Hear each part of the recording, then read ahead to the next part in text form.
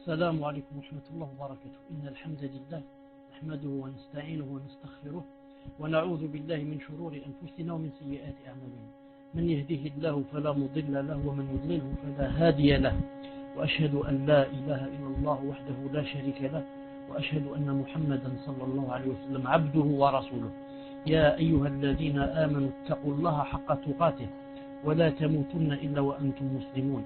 يا أيها الناس اتقوا ربكم الذي خلقكم من نفس واحدة وخلق منها زوجها وبث منهما رجالا كثيرا ونساء واتقوا الله الذي تساءلون به والأرحام إن الله كان عليكم رقيبا.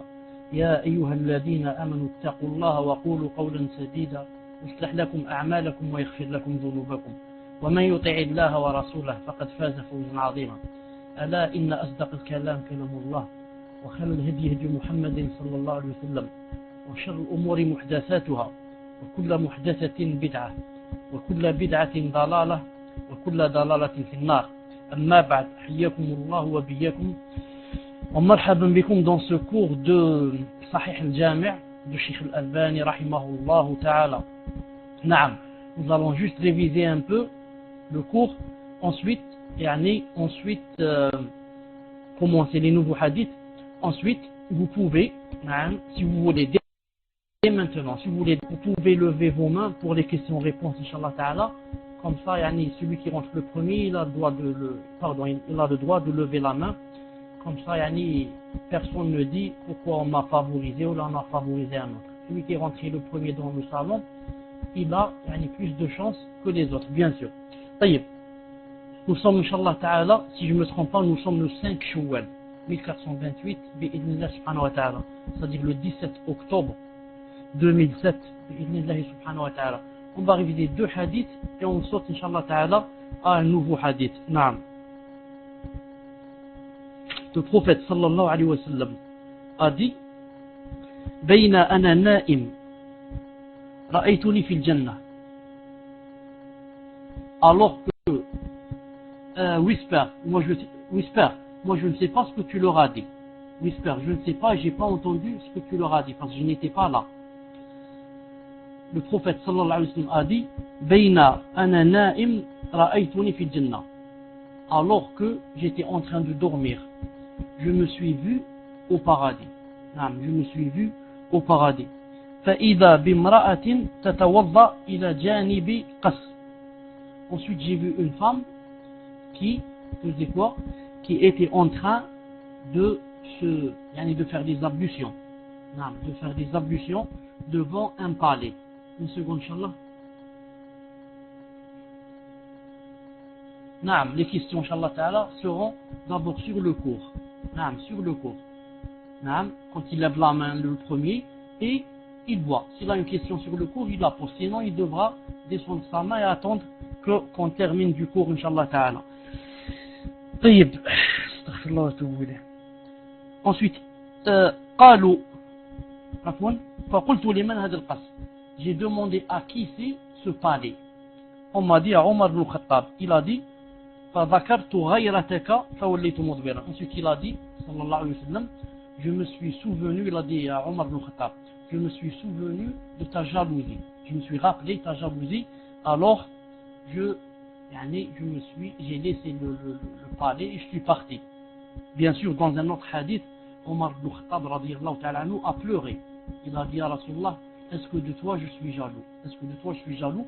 On a pris de ce hadith quoi? Je ne sais pas si on l'a dit la fois passée, mais on le dit maintenant, on prend de ce hadith que le prophète sallallahu alayhi wa sallam est rentré déjà au paradis.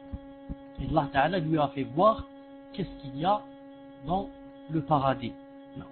Beaucoup de choses, mais par contre il n'est pas rentré en enfer. Il a dit il a dit mais j'ai jeté un coup d'œil de ce qu'il y a dans l'enfer, car le prophète sallallahu alayhi wa sallam ne rentre pas en enfer. Mais il a dit j'ai jeté un coup d'œil et Allah Ta'ala lui a montré aussi qu'est-ce qu'il y a en enfer. Entre autres, il lui a montré une femme de couleur noire, grande de taille, là-bas avec un chat qui la griffe, parce qu'elle avait un chat dans ce bas monde et elle ne lui a pas donné le nécessaire, ni à manger, ni à boire, ni elle ne l'a lâché pour qu'il mange les souris et n'importe quoi, les insectes et les cafards. Elle ne l'a pas lâché et elle ne lui a pas donné le nécessaire. Donc quand elle est morte, elle est allée en enfer. Taïb. On prend de ce hadith aussi une chose très importante, que le prophète sallallahu alayhi wa sallam donne beaucoup d'importance aux sentiments des autres. Donne beaucoup d'importance aux sentiments des autres. Quand il a su que Omar ibn Khattab radiyallahu ta'ala anhu était très jaloux, il n'a pas voulu rentrer dans son palais à cause des femmes qu'il y a à l'intérieur et à cause des houris, etc. Donc le vrai musulman, le vrai croyant, le salafi, c'est celui qui donne beaucoup d'importance aux sentiments des autres et fait son possible pour ne pas les blesser. Et s'il les blesse, ce n'est pas interdit en islam de demander l'excuse et de demander le pardon. Bien au contraire, plus on a de la foi et plus on demande le pardon. Pourquoi? Parce que plus on a de la foi, plus on est plus intéressé par les gens, qu'est-ce qu'ils vont dire. Car en général, quand on se trompe, on ne demande pas de pardon. Pourquoi? Parce qu'on est fier. On se dit, moi je vais demander pardon à cette personne. Non. Pourquoi? Parce qu'on se donne beaucoup d'importance. Mais quand on est pieux, on ne donne de l'importance qu'au Coran et qu'à la Sunna.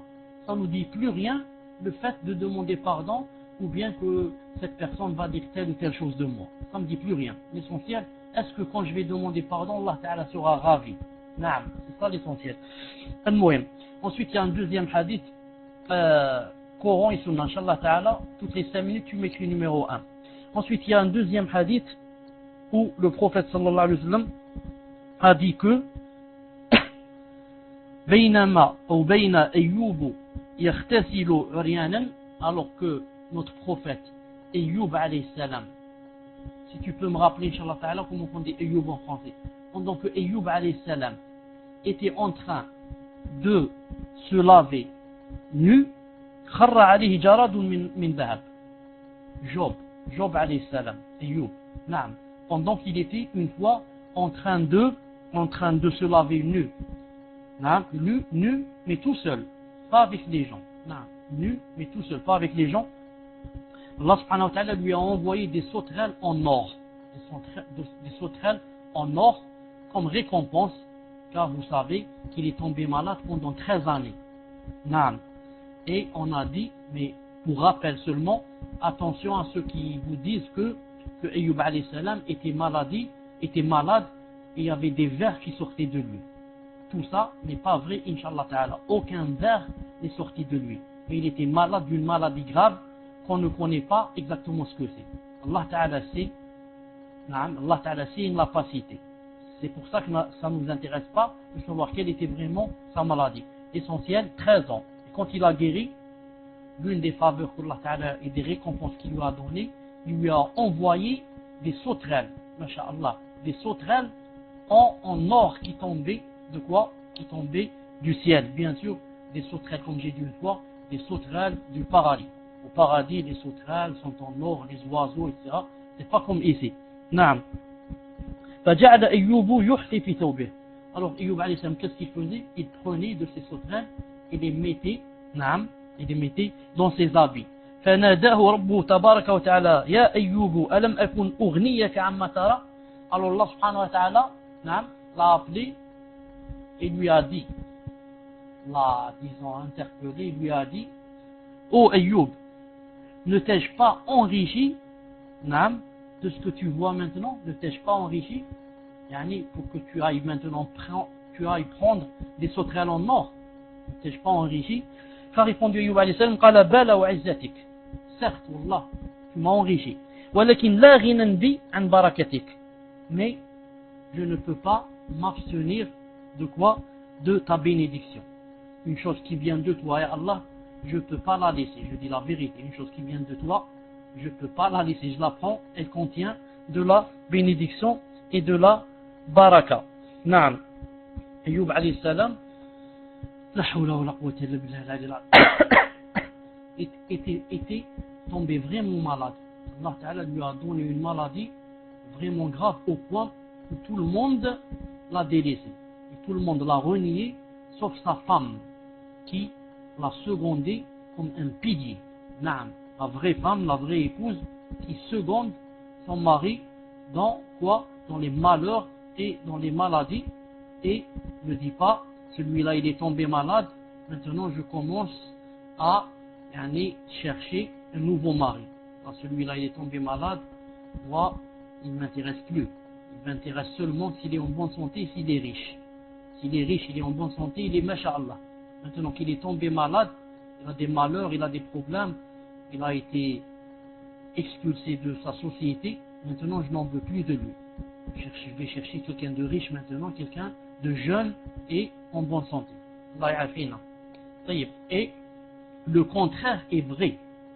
Quand il se marie avec la sœur, elle est jeune, elle a 20 ans, elle est masha'Allah, maintenant elle a commencé à un peu vieillir en enfantant beaucoup et en prenant de l'âge. Maintenant, vite, il veut quoi? Il veut une nouvelle et une jeune, et il a oublié tous les bienfaits et toutes les qualités de la première. Là, déjà il a tout oublié. Alors si elle tombe malade, c'est très grave. Alors si elle tombe malade d'une maladie grave, c'est trop grave même. C'est trop grave. Naam. Allah subhanahu wa ta'ala an yahdiyana. Le hadith d'aujourd'hui est un hadith très connu. Le hadith d'aujourd'hui que je vais citer est un hadith très connu pour vous. Mais on va essayer de citer des choses que peut-être vous ne connaissez pas ou que peut-être vous n'avez pas entendu. Naam. Est-ce que Ibn al-Qayyim est là? Je ne sais pas s'il est là, qu'il me dise que je suis là, Inch'Allah ta'ala. Le hadith d'aujourd'hui, c'est le hadith où le prophète sallallahu alayhi wa sallam a dit. Alhamdulillah, hayyakallah. Naam. C'est le hadith où le prophète sallallahu alayhi wa sallam a dit. Il a dit بينما ثلاثة نفر يمشون أخذهم المطر. Alors que 3 personnes étaient en train de marcher, et dans un autre hadith c'est cité qu'ils voulaient revenir de la maison, car ils sont partis à la forêt pour ramener du bois, le bois ou bien pour se réchauffer à la maison et pour cuisiner, car autrefois il n'y avait pas le gaz, encore moins le gaz de ville, ou alors pour le vendre, et vivre avec, mais c'est surtout pour se réchauffer et cuisiner, ou bien pour les deux. Alors qu'ils étaient en train de couper le bois, ils voulaient revenir vers la maison, akhadahumul matar. Voilà que la pluie, une grande pluie a commencé à tomber. Voilà que une grande pluie a commencé à tomber. Fa'awaw ila gharin fi jabal. Alors ils ont remarqué qu'il y avait une caverne dans une mosquée. Une caverne. Un grand trou dans la mosquée. Pardon, j'ai dit dans la mosquée, dans la montagne. Ils ont remarqué une caverne dans une montagne. Alors, ils sont rentrés dans cette caverne. Ils sont rentrés dans cette caverne pour attendre que la pluie ne cesse. Pour attendre que la pluie ne cesse.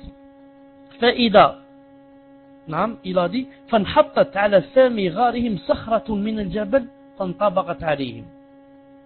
Alors que ils attendaient que la pluie ne cesse, voilà qu'un grand roc, un grand rocher ou un grand roc tombe de la montagne, du haut de la montagne, et viennent spécialement boucher la caverne et les coincer à l'intérieur.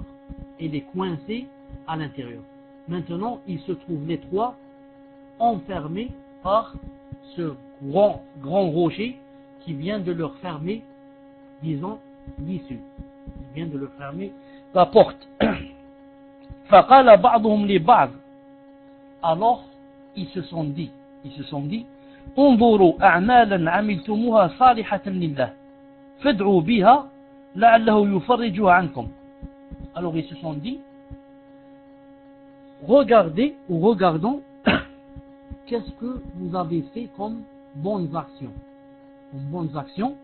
Alors faites des doigts avec ces bonnes actions.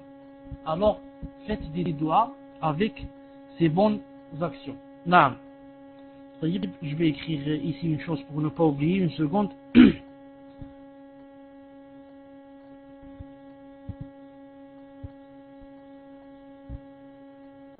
Naam. Alors quelqu'un dit, l'un des trois a dit, qu'est-ce qu'il a dit? Allahumma, innahu kana li walidan shaykhan kabiran, wa mra'ati. Oh Allah, oh Seigneur, j'avais deux pères. Ici il a dit deux pères, walidan, pardon, il n'a pas dit abawan. Il a dit j'avais deux parents, c'est-à-dire un père et une mère. J'avais des parents, shaykhan kabiran, vieux, qui étaient vraiment vieux. J'avais un père vraiment vieux, une mère vraiment vieille. Wa zawja, et j'avais une femme. Wa liya sibyatun, et j'avais aussi des petits enfants. C'est rare, ar'a alayhim, que j'avais des petits enfants sur lesquels je devais dépenser, que je devais nourrir et faire vivre. فإذا رحت عليهم حلبت. Alors chaque fois j'allais traire du lait. J'allais traire du lait. Ensuite je revenais avec du lait. فبدأت بوالدي فسقيتهما قبل بني.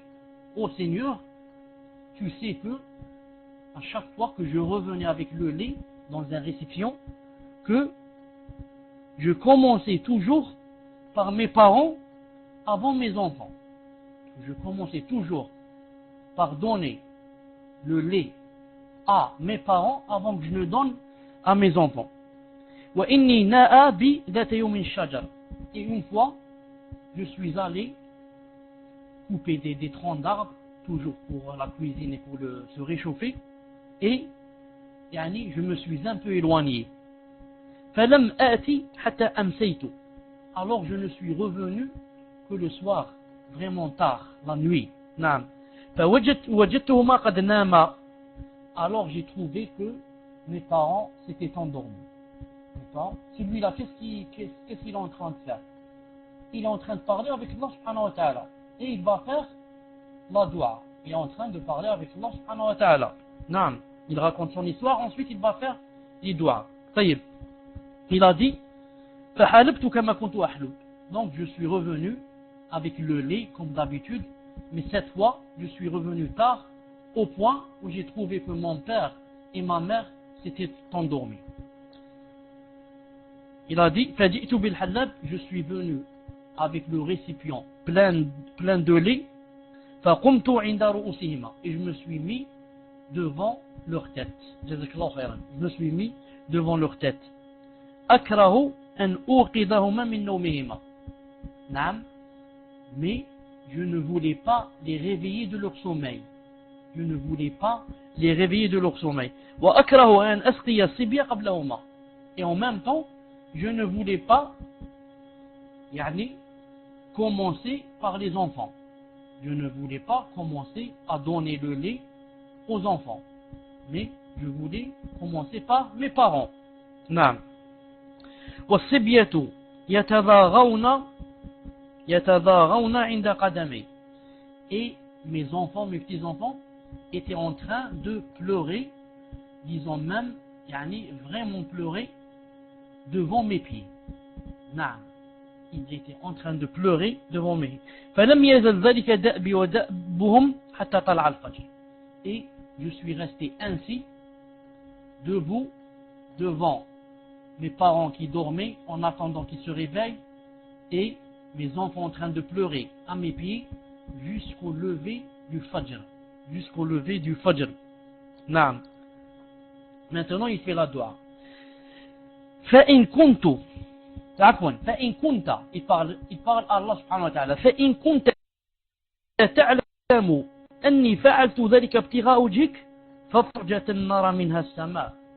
Oh Allah, oh Seigneur, si tu sais cette chose que j'ai faite, c'est-à-dire ne pas vouloir réveiller mes parents et ne pas vouloir leur donner le lait, aux enfants jusqu'à ce qu'ils se réveillent, et que je suis resté ainsi une fois jusqu'au lever du Fajr.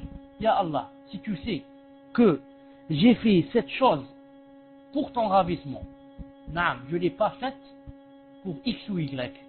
Si j'ai fait cette chose pour ton visage, wajh Allah, naam, et j'ai fait cette chose parce que je voulais ton paradis et je ne voulais pas ton enfer. Alors, فَفْرُجْ عَنَّا فُرْجًا. Alors fais-nous une issue jusqu'à ce qu'on puisse voir le ciel. Car le rocher avait tout bouché. Ils étaient dans l'obscurité totale.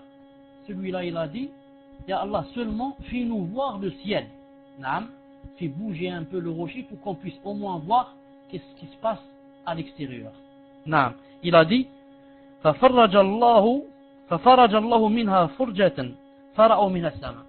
Allah subhanahu wa ta'ala a vite exaucé la doua de cette personne et il a fait bouger le grand rocher de façon à ce qu'il s'est un peu déplacé pour les laisser voir au moins le ciel. Et quand on est dans un embarras pareil, subhanallah, dans l'obscurité totale, Allah Ta'ala décoince un peu le rocher pour qu'on puisse au moins voir ce qu'il y a à l'extérieur, au moins le ciel, et au moins respirer. On peut respirer.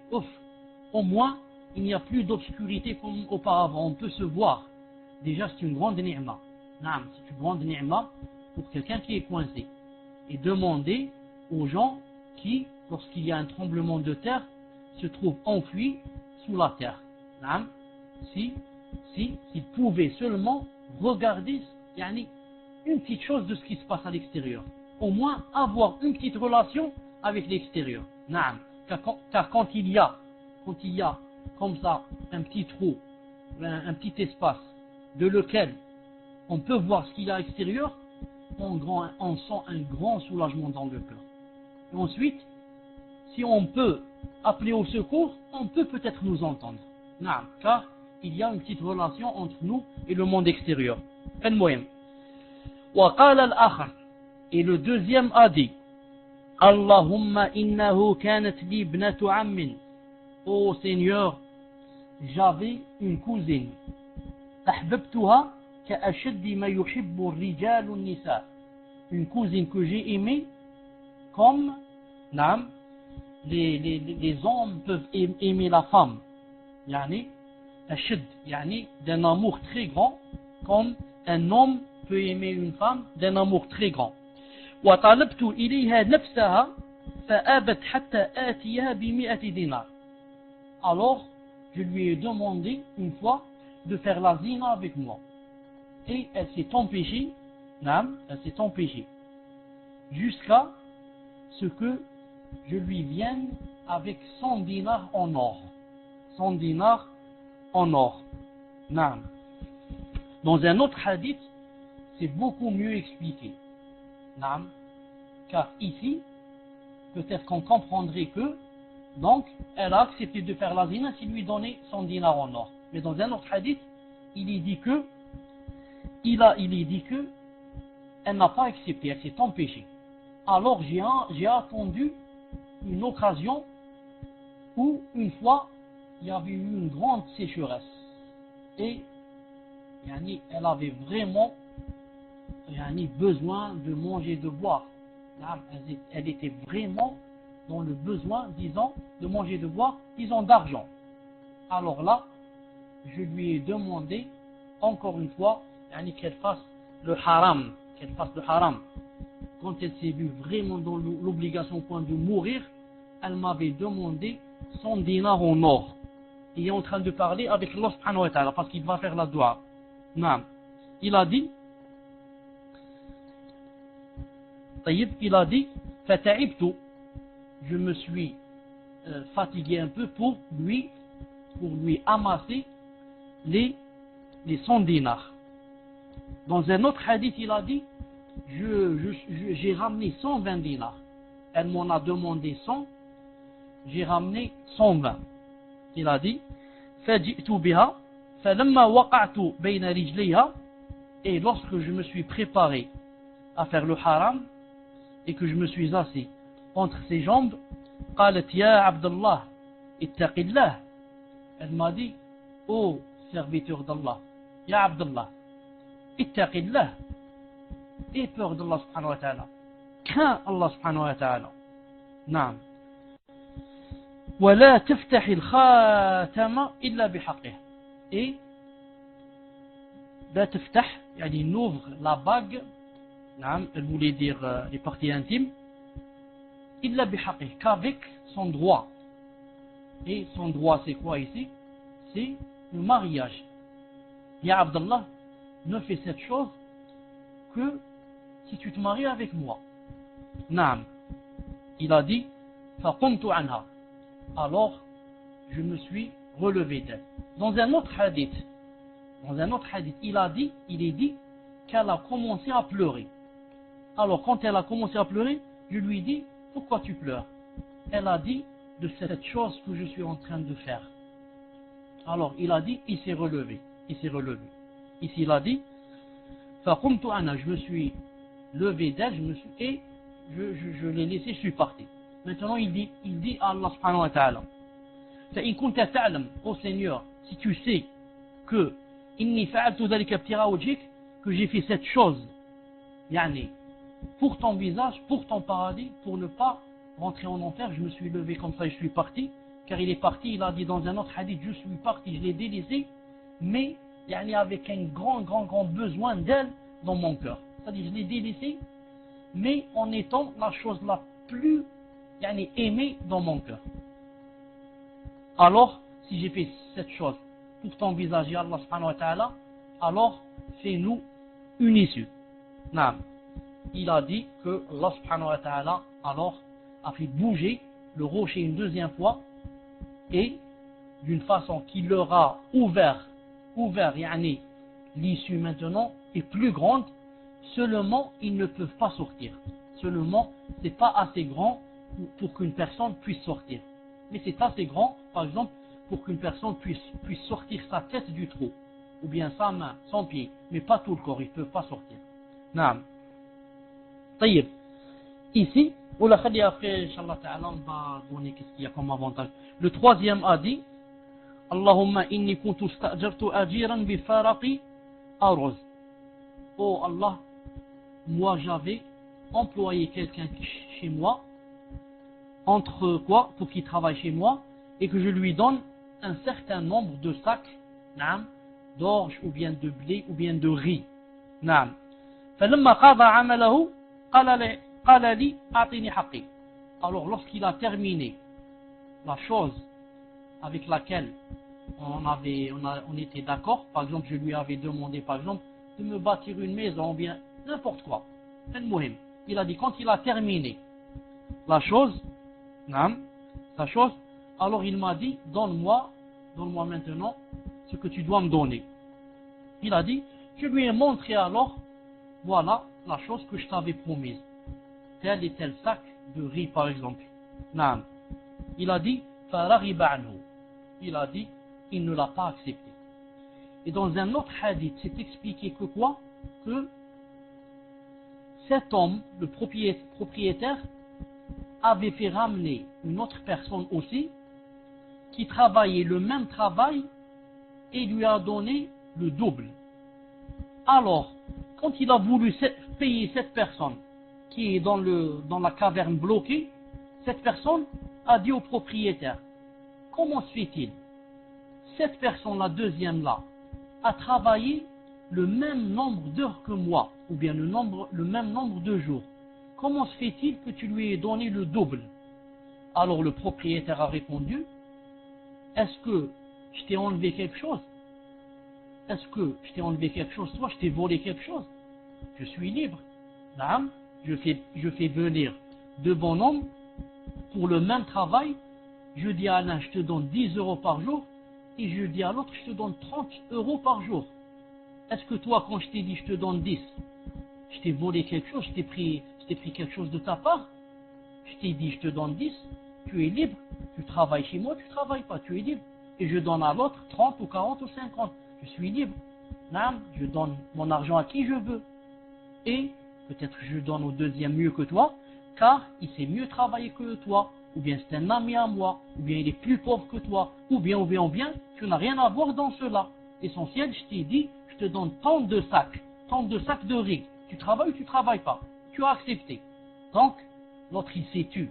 Et il s'est énervé, il est allé, il a laissé ses sacs. Il a dit je prends rien alors. Par fierté, il est parti. Naam. Tayyib.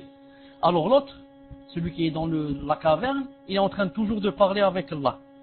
Il a dit فَلَمْ أَزَلْ أَزْرَعُهُ حَتَّى جَمَعْتُ مِنْهُ بَقَرًا وَرِعَاءَهَا. Il a dit, quand il est parti, cette personne est partie, j'ai pris ces sacs de riz, ou bien d'orge, ou bien de blé, et je les ai semés. Ensuite, je les ai vendus. Ensuite, j'ai acheté d'autres riz, etc. et je les ai semés. Et comme ça, jusqu'à ce que j'ai acheté, avec l'argent de cette personne, qui est partie énervée, beaucoup de vaches, beaucoup de veaux, beaucoup de chevaux, beaucoup de moutons, beaucoup d'esclaves. Naam. Il a dit. Ensuite, un jour, il est revenu. Alors, cette personne est toujours en train de parler avec Allah. Elle lui a dit, ensuite, ya Allah, tu sais que cette personne est revenue. Et qu'elle m'a dit, j'ai changé d'avis, redonne-moi mes sacs de blé, d'orge ou bien de riz. Alors il a dit, ya Allah, et moi je lui ai dit, tu vois là-bas qu'est-ce qu'il y a? Tous les moutons, tous les agneaux, tous les chevaux, tous les veaux sont en bien. Les sacs que tu as laissés, j'ai semé, j'ai vendu, j'ai semé, j'ai vendu, voilà, et je t'ai acheté tout ça, c'est pour toi. L'autre il lui a dit, atahza'u bi, tu es en train de moquer de moi. Moi je te dis donne-moi mes sacs d'orge. Tu es en train de moquer de moi, tu me dis va prendre toutes les vaches, tous les chevaux, etc. Tu te moques de moi. Il a dit non, je ne me moque pas de toi, mais tout ça, c'est avec tes sacs que tu as laissés que je t'ai fait tout cela. Il a dit, ya Allah, et tu sais, ya Allah, qu'il a tout pris, il ne m'a rien laissé. Si j'ai fait cette chose pour ton visage, ya Allah, alors fais-nous aujourd'hui une issue. Et Allah subhanahu wa ta'ala leur a fait une issue, il a débloqué complètement, le rocher. Et ils sont sortis, masha'Allah, ils sont sortis et ils sont allés chez eux. Naam. Qu'est-ce qu'on prend maintenant de ce hadith? Qu'est-ce qu'on va prendre par exemple de ce hadith? On prendra par exemple que, remarquez avec moi, la femme, quand elle a été vraiment dans le besoin au point de mourir, est-ce qu'elle a accepté de faire la zina facilement? Ou bien, elle lui a dit taqillah, ou bien a-t-elle ri, ou bien a-t-elle pleuré? Elle a pleuré en sanglots, au point où il lui a dit pourquoi tu pleures? Elle a dit parce que je vais faire cette chose que je n'aime pas et que Allah Ta'ala subhanahu wa ta'ala déteste. Et regardez, quand elle a été sincère, comment Allah Ta'ala lui a fait une issue. Subhanallah al-Azim. Elle a pris 120 dinars en or, de l'or, un dinar d'or, je ne sais pas combien il coûte aujourd'hui. 120 dinars en or, elle les a pris, elle est rentrée à la maison avec sa chasteté préservée, toujours avec sa virginité, masha'Allah alayha. Parce que vraiment elle était sincère, elle avait peur d'Allah subhanahu wa ta'ala. Et ensuite, remarquez, qu'est-ce qu'elle lui a dit? Elle lui a dit, ittaqillah, crains Allah subhanahu wa ta'ala. Naam, ce n'est pas comme celles qui sont faciles, là je suis dans la daroura, qu'est-ce que je vais faire, mes enfants vont mourir, comment je vais faire? Là, je vais laisser faire, inna Allah ghafur rahim. Ittaqillah, elle lui dit, ittaqillah, ne fais pas ça, ittaqillah. Naam. Et la phrase ittaqillah, ça fait peur. Elle lui a fait un tremblement de terre dans son cœur, au point où il a eu peur et il l'a délaissé. C'est comme Maryam alayhi salam. Qu'est-ce qu'elle a dit quand Jibril alayhi salam est venu? Elle ne l'a pas reconnu. Inni ustu birrahmani minka in kunta taqiya. Vous connaissez le verset? Il lui a dit, je me réfugie auprès d'Allah subhanahu wa ta'ala, de toi. Naam. Et il lui a annoncé la bonne nouvelle. Quand quelqu'un est taqillah subhanahu wa ta'ala et il a peur d'Allah subhanahu wa ta'ala, toujours Allah subhanahu wa ta'ala lui fait une issue. C'est lui qui a dit dans le Coran, man yattaqillah yaj'al lahu makhrajan. Et quiconque craint Allah, il lui donne une issue. C'est lui qui a dit ça. Il a dit dans le Coran, et quiconque craint Allah, je lui fais une issue. Naam. Et bien sûr, ça a été quoi? Vous savez qu'Allah Ta'ala, quand il dit une chose, c'est une chose. Et ça a été beaucoup d'expériences et d'histoires où les gens ont été vraiment dans les soucis, dans les pétrins et dans de grands malheurs, et ils ont eu peur d'Allah subhanahu wa ta'ala, et quoi? Et il leur a fait une solution. Masha'Allah. Naam. Vous remarquez aussi que quand quelqu'un est sincère, quand quelqu'un est sincère avec Allah subhanahu wa ta'ala, quand on lui dit taqillah, il a peur. Naam. Regardez cette personne. Elle a voulu faire la zina. Et quand la femme lui a dit taqillah, il a eu peur. Quand quelqu'un est sincère, il peut s'oublier et vouloir faire le haram. Mais on le rappelle, on lui rappelle. Il lui dit taqillah, qu'est-ce que tu es en train de faire? Il dit astaghfirullah, khalas. Et il s'arrête. Naam. Quelqu'un, des fois il est poussé, le shaitan avec lui, jusqu'à ce qu'il veuille, par exemple, je ne sais pas comment on dit ça en français, une fille qui passe dans la rue, il veut lui dire des mots, etc. Pour faire le haram avec elle. Ensuite, ou bien on lui dit taqillah, la draguer. Quelqu'un lui dit taqillah, quelqu'un lui dit taqillah, tu fais comme ça, tu es un frère, et s'il est sincère, il va vite le regretter. Comme ça, des fois, tu trouves un frère ou une sœur, il faiblit au point où il voudrait voir des choses de haram dans la télévision. Des choses où on montre la zina, etc. Mais quand on lui dit taqillah, il discute avec quelqu'un, on lui dit taqillah, ça c'est vraiment un grand péché. Il y a quelque chose qui descend dans son cœur, et il dit, je jure à partir d'aujourd'hui que je ne vais plus faire cette chose, incha'Allah ta'ala. Naam. Allah ta'ala dit dans le Coran, إن الذين اتقوا إذا مسهم طائف من الشيطان تذكروا فإذا هم مبصرون. Il a dit, ceux qui sont pieux, si le shaitan veut les toucher, ici ils ont dit c'est l'énervement, etc.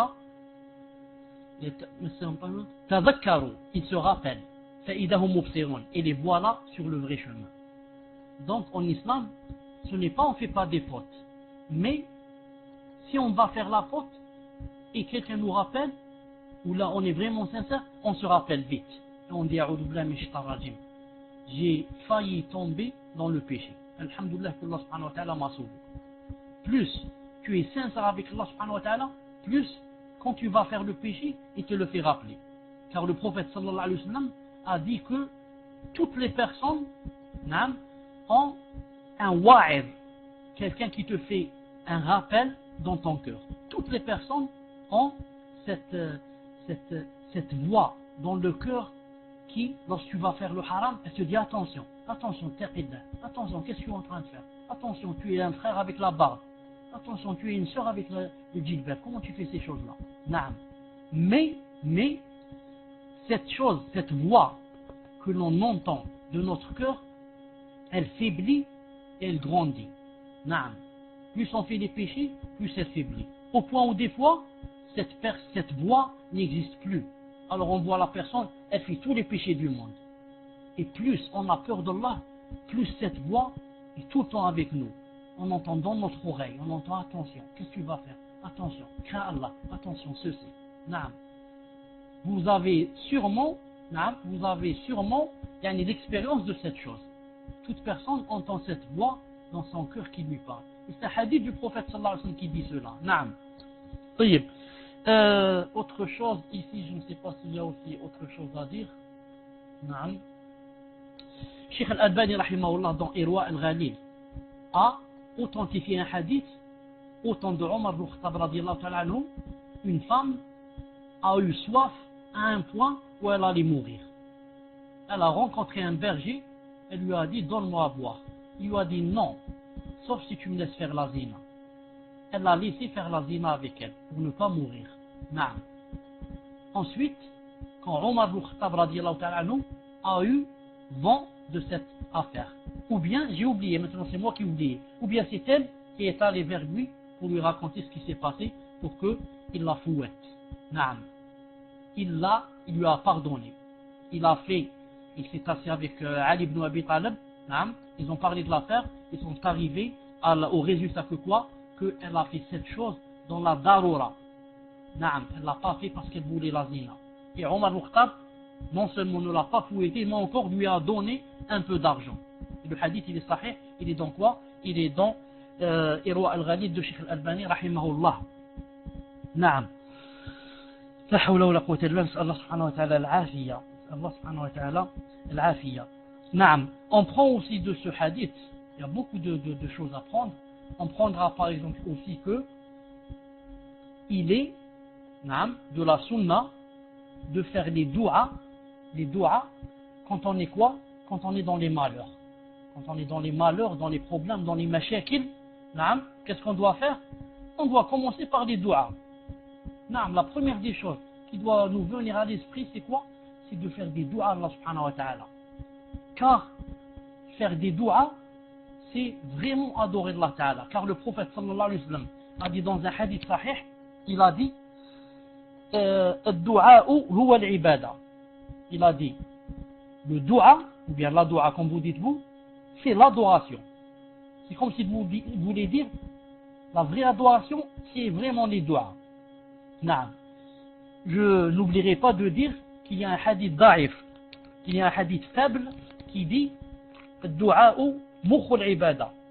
Non, qui dit dua, l'invocation, c'est la moelle, mukh. C'est la moelle de l'adoration. Ce hadith est faible. Rappelez-vous bien de ce hadith, vous l'entendrez beaucoup, mais il est faible. Mais le vrai hadith, qu'est-ce qu'il a dit? Il a dit الدعاء هو العبادة. الدعاء, l'invocation, c'est quoi? C'est l'ibada. طيب. Maintenant, on prend aussi de ce hadith, qu'est-ce qu'on prend aussi? On prend aussi que il est de la sunna, quand on a un malheur, un grand malheur, de faire des invocations avec quoi? Avec nos bonnes actions. Non. De faire des invocations avec de bonnes actions. Non. Et je voulais donner aussi un autre dalil qui montre que l'invocation, c'est vraiment l'adoration. Quand Allah Ta'ala dit dans le Coran, attendez, je me rappelle le verset. وَإِذَا سَأَلَكَ عِبَادِي عَنِّي فَإِنِّي قَرِيبٌ. Non, c'est pas celui-là. C'est pas celui-là. C'est pas ça. Non, j'ai oublié comment s'appelle comment commence le verset, mais à la fin, qu'est-ce qu'il dit le verset? Il a dit إِنَّ الَّذِينَ يَسْتَكْبِرُونَ عَنْ عِبَادَتِي. Non, je me rappelle maintenant, alhamdoulilah. وَقَالَ رَبُّكُمْ أُدْعُونِي أَسْتَجِبْ لَكُمْ. Et votre Seigneur a dit, faites-moi des doigts, je vous exauce. أُدْعُونِي أَسْتَجِبْ لَكُمْ. Ensuite, il a dit إِنَّ الَّذِينَ يَسْتَكْبِرُونَ عَنْ عِبَادَتِي سَيَدْخُلُونَ جَهَنَّمَ دَاخِرِينَ. Allah Ta'ala a dit, faites-moi des doigts, je vous exauce. Ensuite, qu'est-ce qu'il a dit? Et ceux qui s'enflent d'orgueil, يستكبرون عن عبادتي, s'enflent d'orgueil, de quoi? De mon adoration, ceux-là iront en enfer. Qu'est-ce qu'il a dit ici? Il a dit s'enflent d'orgueil de mon adoration. Alors qu'au début du verset, il avait dit il a dit faites-moi des invocations. Ensuite, il n'a pas répété le mot invocation, mais il a répété le mot adoration à la place du mot invocation, pour dire que l'invocation, c'est l'adoration. Naam. Il y a un hadith sahih du prophète sallallahu alayhi wa sallam qui dit que Allah Ta'ala, quand vous lui faites pas des invocations, il devient courroucé. Allah Ta'ala yaghdab. Naam. Allah yaghdab subhanahu wa ta'ala quand on ne lui fait pas des doigts, on ne fait pas des invocations. Pourquoi? Parce que quand quelqu'un ne fait pas des doigts à Allah subhanahu wa ta'ala, c'est le délit que quoi?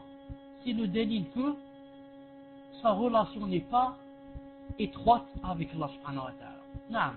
Ou alors ça veut dire quelque chose de plus grave, ça veut dire que je n'ai pas besoin de l'aide d'Allah. Non.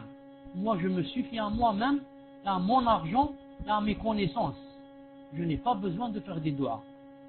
C'est pour ça que plus tu fais des doigts à Allah, plus c'est le délil et le signe de la piété. Non. Et de la sincérité et surtout de la piété. Plus tu ne veux pas faire des doigts, plus c'est un délil de quoi? De l'orgueil. Et que tu es enflé d'orgueil. Tu n'as pas besoin de demander à Allah Ta'ala qui t'aide. Tu te suffis, tu prétends, bien sûr, tu prétends que tu te suffis à toi-même. Et remarquez que quand on demande à une personne de l'aide, la personne s'énerve.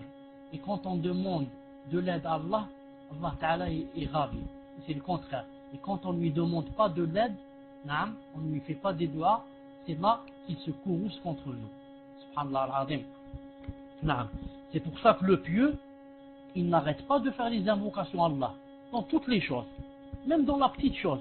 La petite chose, le petit, comment on va dire ça? C'est pas malheur. Le petit problème. Un petit problème, et voilà que Allahumma a'inni. Oh Allah, aide-moi. Oh Allah, ceci. Le petit problème. La porte qui ne veut pas s'ouvrir. Je commence à ouvrir la porte, elle ne veut pas s'ouvrir avec la clé. Peut-être qu'elle va s'ouvrir dans quelques minutes, elle va s'ouvrir. Mais déjà les doigts ont commencé. Allah subhanahu wa ta'ala, aide-moi. Allah subhanahu wa ta'ala, aidez-moi pour qu'elle s'ouvre. Aidez-moi pour que je rentre à la maison. Aidez-moi. Déjà il a commencé les doigts.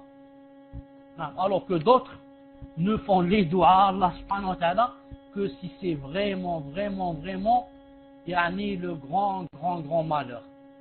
Il attend qu'il soit malade du cancer pour commencer à faire des doigts. Et l'autre il attend qu'il soit vraiment dans une maladie grave, là, dans des dettes vraiment graves pour commencer à faire des doigts. Sinon, il a oublié Allah subhanahu wa ta'ala. Allah subhanahu wa ta'ala al-afiya. Je demande à Allah subhanahu wa ta'ala qu'il fasse de nos cœurs, qu'ils soient vivants, qu'ils soient tout le temps en train de lui faire des doigts. Qu'est-ce qu'on prend aussi de ce hadith?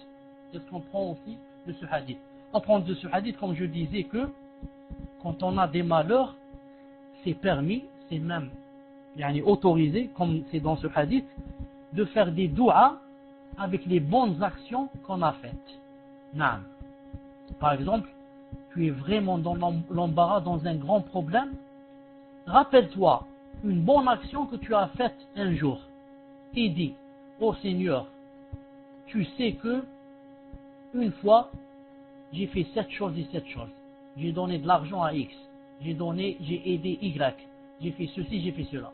Ya Allah, si tu sais que j'ai fait cette chose pour toi, pour ton visage, alors éloigne de moi ce problème. Ou bien alors fais-moi une issue. C'est pour ça que moi personnellement, quand des fois je suis dans des problèmes, et je me rappelle par exemple qu'une fois j'ai fait telle ou telle chose, des fois j'ai envie de faire la doua. Et des fois je me dis, peut-être que c'est pas grave. Il vaut mieux que je laisse cette bonne action pour un problème plus grave. Des fois, je me rappelle avoir fait peut-être une chose, peut-être, si je me rappelle, j'ai envie de faire la doua, ensuite je me dis, peut-être que ce problème, ne nécessite pas que j'emploie cette bonne action. Peut-être que je la laisse, Inch'Allah Ta'ala, pour si jamais je tombe dans un problème plus grave. Donc, dans la sunna, c'est quoi? C'est de faire des doigts avec les bonnes actions qu'on a faites. Remarquez, pourquoi ici, les trois personnes qui ont fait les doigts, qu'est-ce qu'elles ont dit, les trois? Elles ont dit: oh Seigneur, tu sais que j'ai fait telle chose et telle chose. Si j'ai fait cette chose pour ton visage, fais-moi une issue. Pourquoi ils disent: si tu sais que j'ai fait cette chose pour ton visage? Est-ce que Allah subhanahu wa ta'ala ne sait pas? Si, il sait. Mais je veux dire par là, je ne sais pas moi si cette action a été faite pour ton visage ou pas. Ya Allah, c'est pour ça que je te demande, si elle est faite pour ton visage, fais-moi une issue. Ça veut dire, si elle n'est pas faite pour ton visage, ne me fais pas d'issue. Bien sûr, Allah Ta'ala ne fait pas d'issue pour une action qui est faite pour une autre personne. Au contraire, il donne des péchés. Ça devient du shirk. Naam. C'est pour ça que vous remarquez aussi que quand on fait salat al-istikhara, on dit Allahumma in kunta ta'lam anna hadha kada wa kada. Naam. On dit in kunta ta'lam. Si tu sais. Mais Allah subhanahu wa ta'ala sait. Mais c'est nous qui ne savons pas. Naam. On prend aussi de ce hadith, qu'est-ce qu'on prend aussi? Astaghfirullah wa atubu ilayh. Naam. On prend aussi que, attendez, qu'est-ce qu'on peut prendre aussi? Bir al-walidain. Naam, bir al-walidain. Vous remarquez que cette personne a fait ces choses à cause de quoi? Naam, l'une des trois personnes, celui qui est venu avec le récipient plein de lait, subhanallah al-azim, regardez l'obéissance aux parents. L'obéissance aux parents, comment qu'il est resté toute la nuit en train de les attendre. Et les enfants en train de pleurer, il n'a pas dit, je vais commencer par mes enfants avant mes parents. Mais il a attendu à ce que ses parents se réveillent. Regardez l'obéissance des parents à tel point. Comment qu'elle est ici à tel point. Naam. Ensuite, vous savez qu'en islam,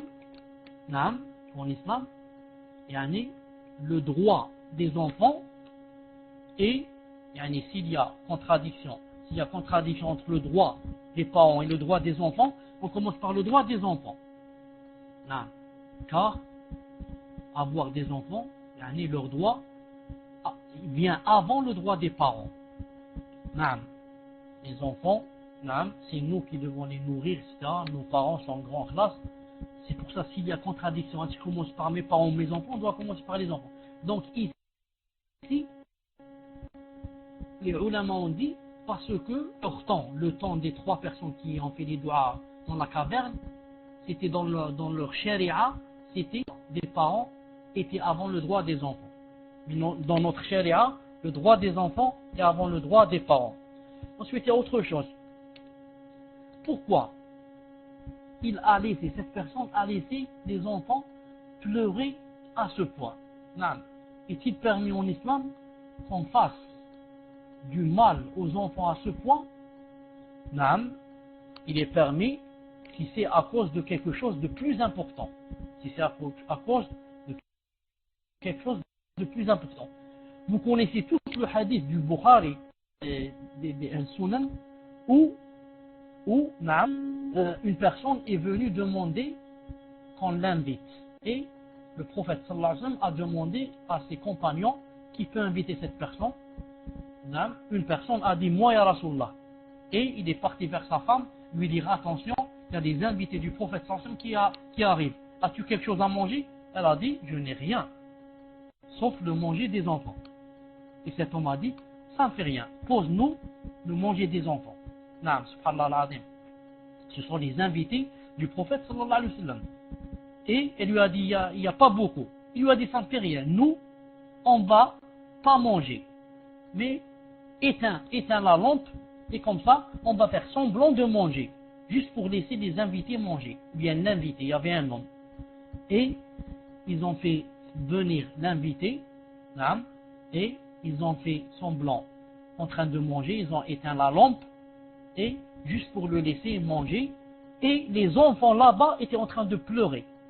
Elle leur a mis, la mère, elle leur a mis une marmite, et elle a mis des cailloux à l'intérieur, et elle a laissé bouillir. Et les enfants en train de pleurer, en train d'attendre, en train de pleurer, attendre, jusqu'à, ils se sont endormis. Et l'invité a beaucoup mangé, masha'Allah. Le couple n'a rien mangé, l'invité a cru qu'ils avaient mangé. Et le matin, quand le mari de la femme est allé chez le prophète sallallahu alayhi wa sallam, le prophète sallallahu alayhi wa sallam lui a dit, subhanallah, il y a du Coran qui est descendu sur vous, toi et ta femme, qu'avez-vous fait hier? Allah Ta'ala a descendu le verset, وَيُؤْثِرُونَ عَلَىٰ أَنفُسِهِمْ وَلَوْ كَانَ بِهِمْ خَصَاصَةٌ. Allah Ta'ala a fait descendre le verset qui dit à peu près qu'ils ont fait devancer d'autres personnes à leur place, alors qu'ils avaient vraiment besoin de manger quelque chose comme ça. En parlant du couple. Subhanallah al-Azim. Ils ont fait dévancer l'invité du prophète sallallahu alayhi wa sallam sur leur personne. Ils n'ont rien mangé. Et sur les enfants qui les ont laissés en train de pleurer. En train de pleurer. Et vous remarquez ici que cet homme a mangé avec sa femme devant l'invité. Les gens qui disent qu'en islam, il faut que ma femme soit cachée. Ma femme, personne ne la voit. Non, même mon frère, personne. Il y a certains qui, je crois, qui ne montrent même pas leur femme à leur père. À leur père, ils lui disent c'est interdit. Non. Alors cette femme, vous voyez qu'elle a mangé avec son mari devant l'invité. Mais elle était quoi? Elle était dans sa tenue shar'iyya. Elle était avec son jilbab. Naam. Al-muhim. Qu'est-ce qu'on prend aussi de ce hadith? Non, on prend que, comme j'ai dit, il est possible de faire mal, mais pour éloigner un plus grand mal. Pour éloigner un plus grand mal. Il y a beaucoup d'exemples dans la charia où apparemment il y a du mal, mais quoi? Mais c'est permis à cause de ne pas faire mal, non, ou bien à cause des intérêts qui sont plus grands, à cause qui sont plus grands. Je donne par exemple le hadith du prophète sallallahu alayhi wa sallam où il est dit à peu près, où il est dit que quand une mouche tombe dans un verre, qu'est-ce qu'on fait? On trempe la mouche et on boit le verre. Et on boit qu'est-ce qu'il y a dans le verre. Pourquoi on trempe la mouche? Parce que le prophète sallallahu alayhi wa sallam a dit que la mouche a dans l'une de ses ailes un poison et dans l'autre aile, elle a le médicament. Et il a montré dans un autre hadith, il a dit, quand la mouche tombe dans un verre, elle tombe toujours du côté de l'aile où il y a le poison. C'est pour ça que on doit la faire tremper bien à l'intérieur pour qu'elle fasse sortir le médicament qui se trouve dans l'autre aile. Ici, qu'est-ce qu'on a fait? On a tué une mouche. On l'a tuée. Non. Pourquoi il est permis de lui faire du mal et de la tuer? Pour notre intérêt. Je n'ai pas tué la mouche parce que je n'ai rien trouvé à faire, j'ai tué la mouche. Mais je l'ai tuée pour un quoi? Pour un grand intérêt. Pourquoi? Pour que moi, je n'attrape pas la maladie. Non. Pour que moi, j'attrape pas la maladie et je risque de tomber malade ou de mourir. Car elle a un poison dans son aile. Donc tuer, pourquoi? Pour les intérêts. Non. Faire du mal pour les intérêts. Comme ici, cette personne a fait du mal à ses enfants pour l'intérêt de l'obéissance de ses parents. Il est permis aussi, comme dans la sunna, je crois qu'on a parlé de ça une fois, il est permis, par exemple, quand on a des animaux, par exemple on a beaucoup de vaches ou on a beaucoup de moutons là, il est permis de faire chauffer une barre, par exemple, de fer, sur laquelle c'est écrit, par exemple, les initiales. Et ensuite, après avoir bien chauffé ce morceau de fer, on le colle sur, par exemple, le dos de l'animal. Pourquoi? Ou bien sur ses fesses, par exemple, pour laisser les initiales. Comme ça, quand je vois cet animal, je sais que c'est mon mouton et c'est ma vache. Parce qu'elle va se mélanger avec d'autres, je ne vais pas les connaître. Mais à condition, comme a dit le prophète sallallahu alayhi wa sallam, que de ne pas faire cette chose sur le visage. Marqué au fer, blanc, naam. À condition de ne pas faire ça sur ce visage. Quiconque fait cette chose sur le visage d'un animal, il est mul'oun, il est chassé de la miséricorde d'Allah subhanahu wa ta'ala. Alors regardez ici. En marquant au fer blanc l'animal, je lui fais mal ou je lui fais pas mal? Je lui fais mal, c'est sûr. Moi je sens pas que je lui fais mal. Mais c'est sûr que je lui fais mal. Mais c'est permis, pourquoi? Parce que j'ai fait cette chose pour mon intérêt. Pour l'intérêt. Car l'animal lui-même a été créé pour moi. Ce n'est pas moi qui ai été créé pour l'animal. L'animal, Allah Ta'ala a créé pour que je le mange, pour que je monte dessus, pour que comment on dit, la terre, hein, avec la charrue, etc. Tout ça, et pour que j'égorge l'animal. Donc l'animal a été créé pour moi. Donc il est permis que je lui fasse du mal si c'est pourquoi? Si c'est pour mes intérêts. Naam. Comme aussi vous savez que quand on va au Hajj, donc on prend le chameau. On prend le chameau avec nous, le hadi. Pour le Hajj, déjà avant d'arriver, il est permis de lui planter quoi? De lui planter un couteau sur sa bosse. Et le sang qui commence à couler. Je lui fais mal, je lui ai planté un couteau, subhanallah, dans sa bosse, il y a du sang qui coule, mais c'est à cause du Hajj, pour que tous les gens voient que voilà, j'ai ramené le chameau qui va être égorgé bientôt, et tous les gens voient le chameau avec le sang qui coule de sa bosse. Naam, je lui ai fait mal, mais pour l'intérêt du Hajj, c'est Allah Ta'ala qui a permis que je fasse cela. Je voulais dire que il était permis en islam de faire des choses pareilles à cause de quoi? À cause de nos intérêts. Comme le prophète sallallahu alayhi wa sallam avait permis aussi quoi? A permis que si on a un cheval, qu'est-ce qu'on peut faire à ce cheval? Si on veut faire on veut faire de lui quelqu'un, un cheval qui court vraiment vite, on a besoin de lui pour le djihad, etc. Qu'est-ce qu'on fait pour ce cheval? On le fait courir. Je ne sais pas combien de kilomètres, par exemple 10, 20 kilomètres, sans arrêt. Ensuite, quand il arrive à l'endroit où il va dormir, à l'écurie, naam, bien sûr, il est là, essoufflé, haleté. Qu'est-ce qu'on fait? On le couvre avec des couvertures 2 ou 3 et on le laisse comme ça, sans manger, sans boire, 1 jour ou 2 jours.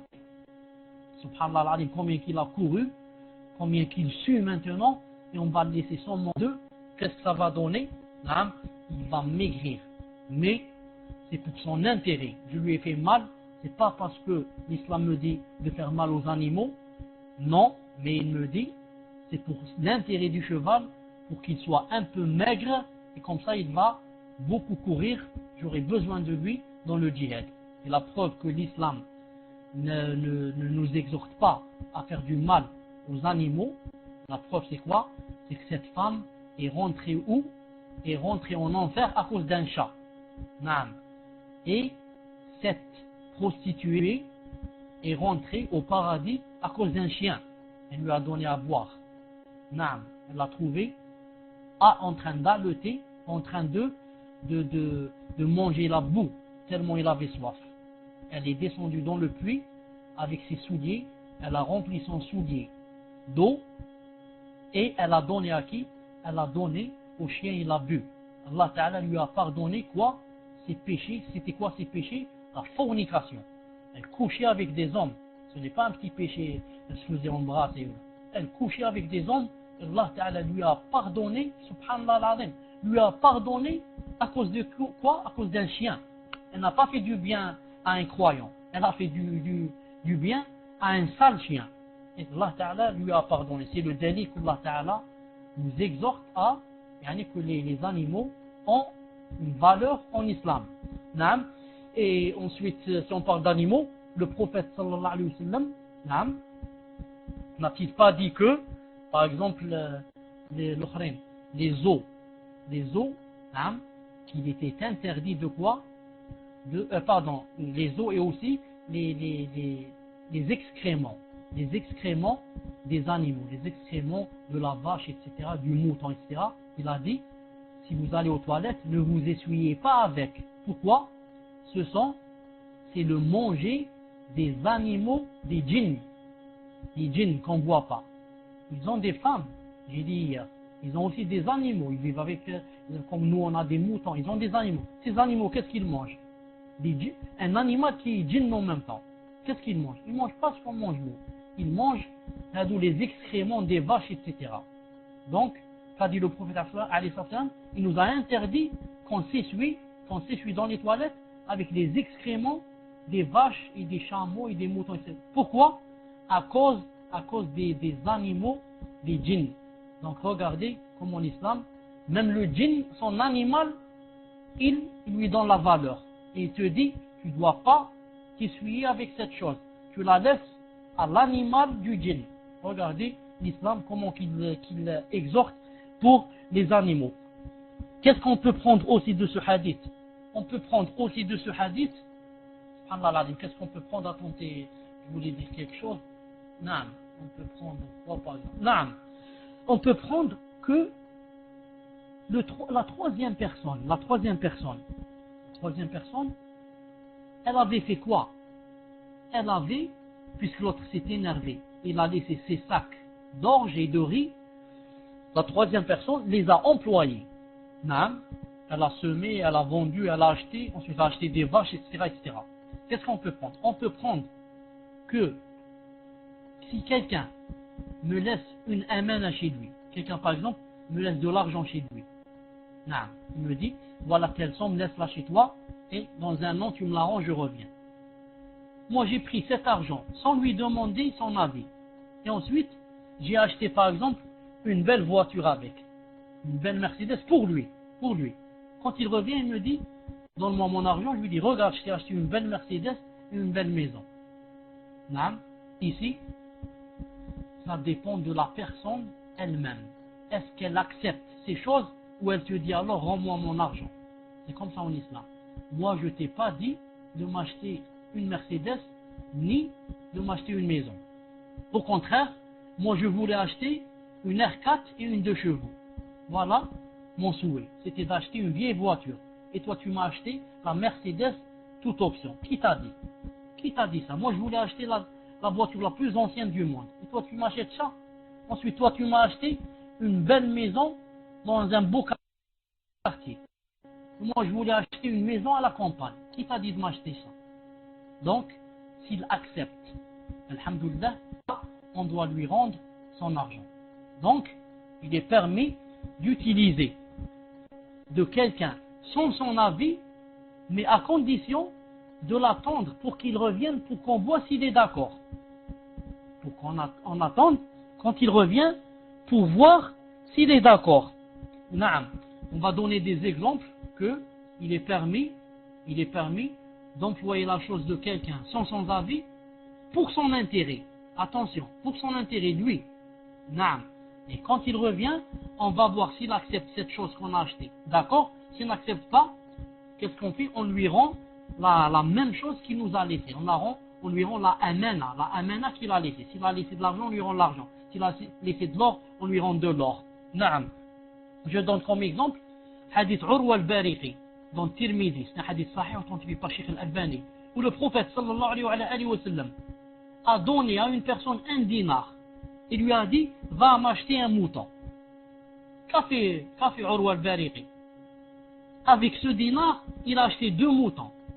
Ensuite, il a vendu l'un des 2 moutons. Ensuite, il a vendu l'un des 2 moutons avec combien? Avec 1 dinar. Et il est revenu chez le prophète sallallahu alayhi wa sallam. Il lui a dit voilà le mouton que tu m'as dit d'acheter et voilà le dinar en plus.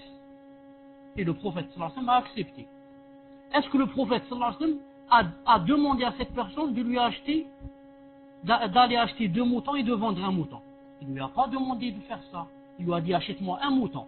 Mais quand il a fait cette chose sans l'avis du prophète sallallahu alayhi wa sallam, maintenant on va voir. Il est revenu avec 1 dinar et un autre mouton. Est-ce que le prophète sallallahu alayhi wa sallam a accepté ça de lui ou n'a pas accepté? Il a accepté. Donc, bien au contraire, il lui a fait des doigts. Au point où les ulama ont dit, Urwa al-Bariqi, à peu près il s'appelle comme ça, ils ont dit que tellement le prophète sallallahu alayhi wa sallam lui a fait le doigt dans le commerce que s'il achetait du sable et le vendait, s'il achetait de la terre, de la poussière, il la vendait, il ferait rentrer de l'argent. Subhanallah al-Azim. Naam. Est-ce que vous m'entendez toujours? Est-ce que vous m'entendez toujours? Je n'ai pas demandé si vous m'entendez. Alhamdulillah, vous m'entendez toujours. Je vais donner un autre exemple où vous allez voir qu'on peut utiliser la chose de quelqu'un sans son avis, mais à condition que ça soit dans son intérêt et on attend que la personne sache et on va voir quel est son avis. Est-ce qu'elle consent ou elle ne consent pas? Non. Dans Sahih al-Bukhari, une bergère qui gardait les moutons, pas ses moutons bien sûr. C'est une bergère, elle est payée pour cela, c'est son travail. Une fois, elle a remarqué qu'un des moutons allait mourir. Je crois qu'il est tombé du sommet de la montagne. Qu'est-ce qu'elle a fait? Elle a vite couru derrière ce mouton, a pris un caillou bien aigu. Vous savez, il y a beaucoup de cailloux aigus dans les montagnes. Des cailloux qui ressemblent à l'ardoise. Naam. Elle a pris un caillou bien aigu et elle a égorgé le mouton. Naam. Elle a égorgé le mouton. Cette personne, cette bergère, a-t-elle demandé l'avis? A-t-elle pris son portable et elle a téléphoné au propriétaire et lui a dit il y a un mouton qui va mourir, est-ce que je l'égorge? Elle n'a pas fait cela. Mais elle a fait cette chose pour qui? Pour l'intérêt de la personne. Non. On peut faire une chose si c'est pour l'intérêt de la personne. Ensuite on va voir quand cette personne va entendre l'affaire, qu'est-ce qu'elle va dire? Comme ici le propriétaire, qu'est-ce qu'il va dire? Subhanallah al-Azim, le mouton allait mourir, c'est trop tard. Et elle l'a égorgé. Donc sûrement qu'il va être content. Parce que elle lui a fait gagner de l'argent. Un mouton maintenant égorgé, ou bien il va le manger, ou bien il va le vendre. Masha'Allah. Qu'est-ce qu'on prend aussi de ce hadith où cette femme a égorgé un mouton? On va prendre un deuxième intérêt, qu'il est permis à la femme d'égorger. Comme l'homme, il lui est permis d'égorger le mouton, le chameau, la vache et la poule, la femme aussi lui est permis d'égorger. Car certains gens croient que la femme n'égorge pas. C'est seulement l'homme qui égorge.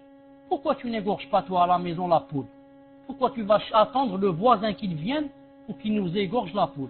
Pourquoi toi ma soeur, tu n'égorges pas à la maison? Non. Oh, vous allez me dire, j'ai peur de la poule là. J'ai peur de la poule. Non. Al-Muhim. Donc on prend quoi? On prend que la femme peut égorger, comme c'est ici dans le hadith de Sahih al-Bukhari. On prend aussi autre chose. Qu'est-ce qu'on prend? On prend que la femme qui a les menstrues peut égorger même en ayant les règles. Est-ce que cette femme ici, quand elle a égorgé un mouton, est-ce que le prophète sallallahu alayhi wa sallam a dit Alhamdulillah qu'elle était purifiée? Il n'a pas dit cela. Il a laissé la chose dans sa globalité. Ce qui veut dire que même si elle avait des menstrues, son égorgement est valable. Ce qui veut dire aussi que même si elle avait des lochis, son égorgement est valable. Car si ça ne faisait pas, si c'était haram, le prophète sallallahu alayhi wa sallam alors l'aurait montré. Il aurait dit, cette femme a égorgé, mais alhamdoulilah, elle n'avait ni menstrues ni lochis. Mais comme il n'a pas montré, ça veut dire que c'est halal. Car le prophète sallallahu alayhi wa sallam ne se tait jamais et d'une chose qui n'est pas permise. Mais toujours, si la chose n'est pas permise, il la montre. Naam.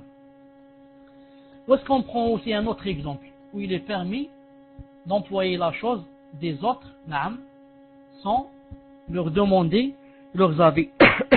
Une seconde, afwan. Naam. Par exemple,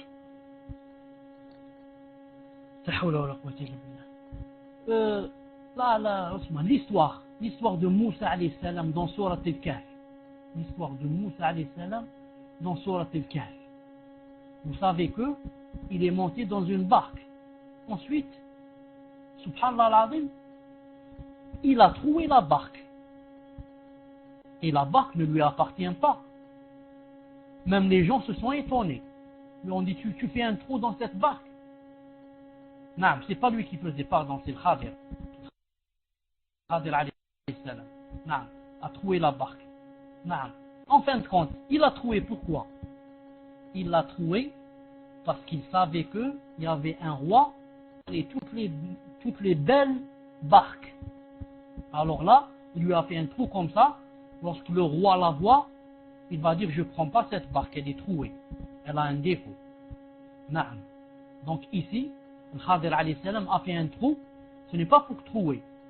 Et il n'a pas demandé l'avis du propriétaire de la barque, mais il lui a fait un trou. Pourquoi? Parce que c'est dans l'intérêt du propriétaire de la barque. S'il va me dire demain, pourquoi tu as fait un trou? Je lui dis, écoute, je t'ai fait un trou, certes, mais tu possèdes une barque avec un trou et tu la répares, c'est mieux que ne vienne le roi et te la prenne carrément.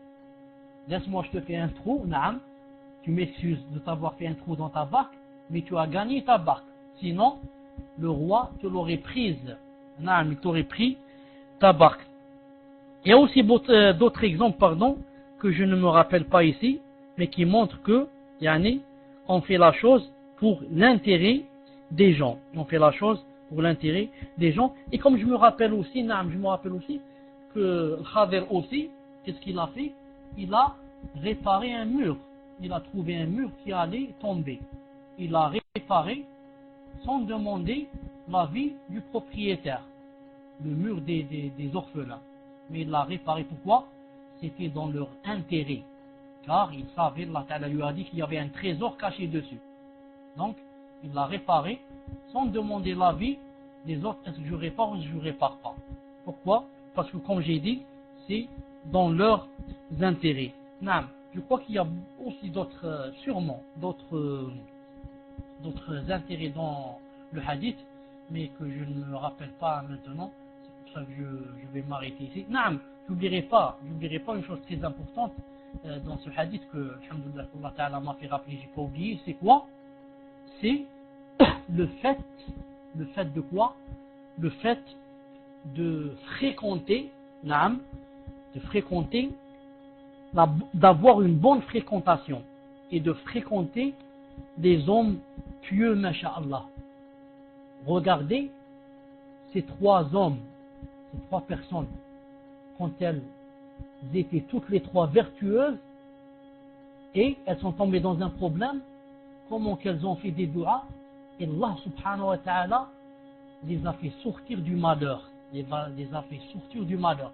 Pourquoi? Parce que les trois ont fait des actions pieuses.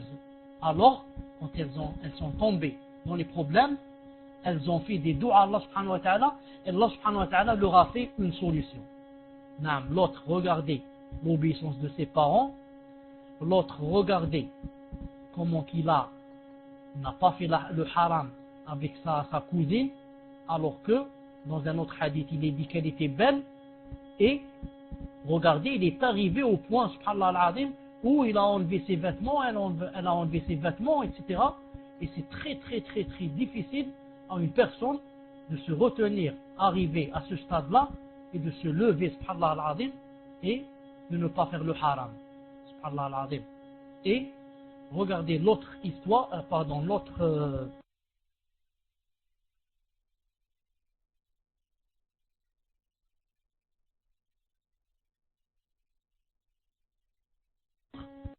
et regardez comment il lui a rendu toutes ces choses. Car la troisième personne aurait pu dire à celui qui est venu de mon sac de blé, aurait pu lui dire: attends, je vais te ramener tes 5 ou 6, yani quoi, 5 ou 6 sacs de blé. Non, même si elle les a pas, elle va les acheter vite et lui dit: voilà, ce que tu as laissé, ils sont là.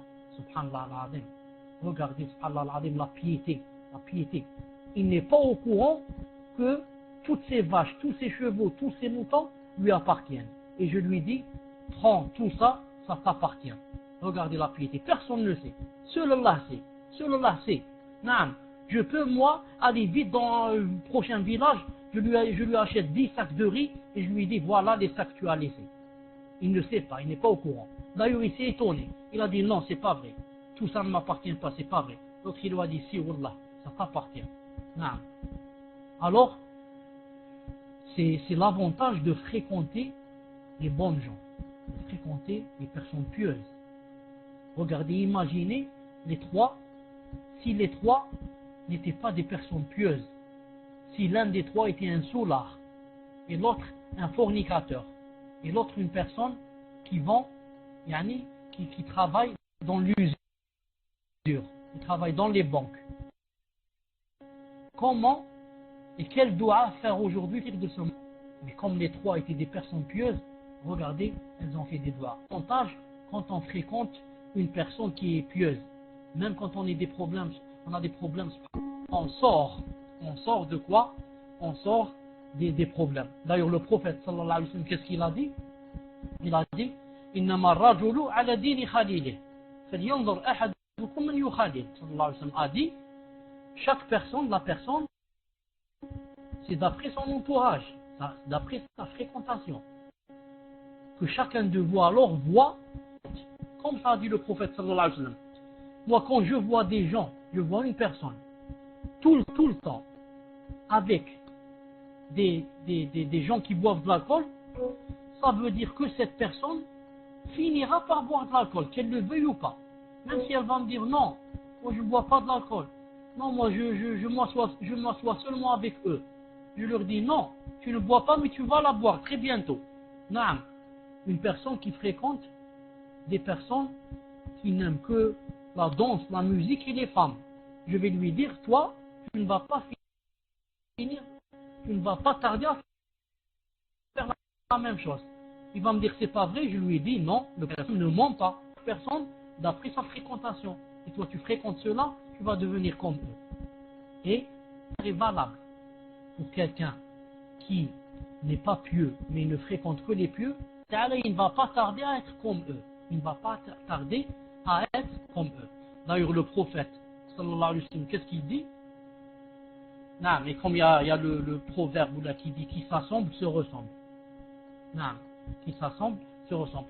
Et le prophète sallallahu alayhi wa sallam a dit La tusahib illa mu'minan, ne fréquente qu'un pieux, ou alors qu'un croyant. Il a dit, sallallahu alayhi wa sallam, le hadith chez l'Albani, ne fréquente qu'un pieux, mu'min, dans le deuxième sens, ou bien mu'min dans son sens de croyant. Non, ça veut dire quiconque fréquente un autre qui n'est pas croyant, ou là qui n'est pas pieux, il est à l'encontre de ce hadith, et bien sûr, ça va lui arriver des problèmes. Donc, moi, si je veux connaître une personne, je demande seulement qui elle fréquente. Dis-moi qui elle fréquente. C'est pour ça que la sœur, quand elle veut se marier, elle doit demander au frère et faire une petite enquête qui il fréquente. C'est pas la peine qu'il me dise lui qui il fréquente. Seulement que je sache qui il fréquente, je vais savoir qui il est. Non. C'est pour ça que toutes les personnes qui fréquentent les salles des takfiriyin ne vont pas tarder à être des takfiriyin. Il est tout le temps là dans la salle en train d'écouter, jusqu'à ce qu'elle lui plaise. Jusqu'au jour où il va dire, mais masha'Allah, il ne parle qu'avec des versets, des hadiths. Et il va devenir un khariji, un takfiri. Qu'il le veuille ou pas. Ce sera quoi? Le châtiment, car il est allé au contraire du hadith du prophète sallallahu alayhi wa sallam. Et d'ailleurs, regardez, quand un chien a fréquenté de bonnes gens et a fait une bonne fréquentation, Allah Ta'ala l'a cité dans le Coran. Lorsque vous lisez Sourate Al-Kahf, Allah Ta'ala ne dit-il pas d'un chien وَكَلْبُهُمْ بَاسِطٌ ذِرَاعِهِ بِالْوَاسِطِ, n'a-t-il pas dit en parlant d'un chien وَكَلْبُهُمْ بَاسِطٌ ذِرَاعِهِ بِالْوَاسِطِ, n'a-t-il pas dit d'un chien que il y a un chien avec les gens de la caverne, les gens qui se sont enfuis, qui se sont cachés dans la caverne. N'y avait-il pas un chien avec eux? Hein? Ces gens-là, c'était des pieux ou pas des pieux? C'était des pieux qui se sont enfuis. Et puisque ce chien a fréquenté des pieux, Allah Ta'ala lui a donné une récompense, il est cité dans le Coran. Un sale chien, souillé, chaque vendredi on le lit, on lit son histoire dans Sourate Al-Kahf. Pourquoi? Il a fréquenté des gens pieux. Et regardez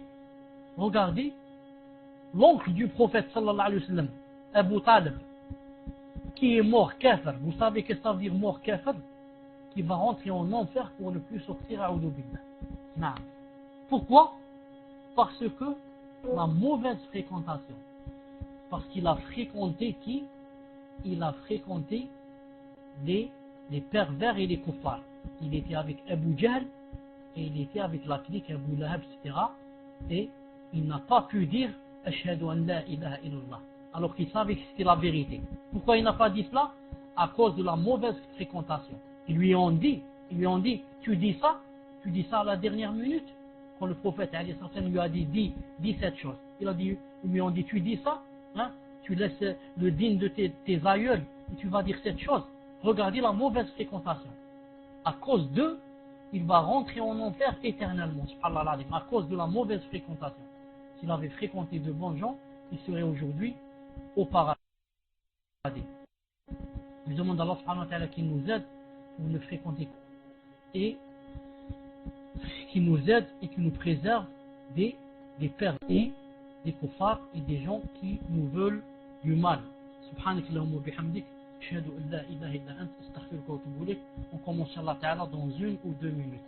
Je reviens inchallah ta'ala. Assalamu alaikum wa rahmatullahi wa barakatuh. Assalamu alaikum wa rahmatullahi wa barakatuh. حياكم الله جميعا. أبو حمزة حياك الله وتفضل.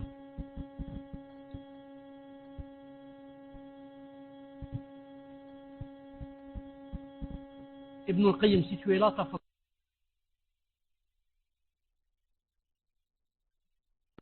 Salam alaikum. Vous m'entendez ou pas? Alhamdulillah. Salam alaikum wa rahmatullah. Shir, est-ce que lorsqu'une personne est vraiment dans le besoin, entre parenthèses, pas de revenus, de nourriture, est-elle dans l'obligation de demander l'aide aux musulmans ou doit-elle patienter? Barakallahu fikum.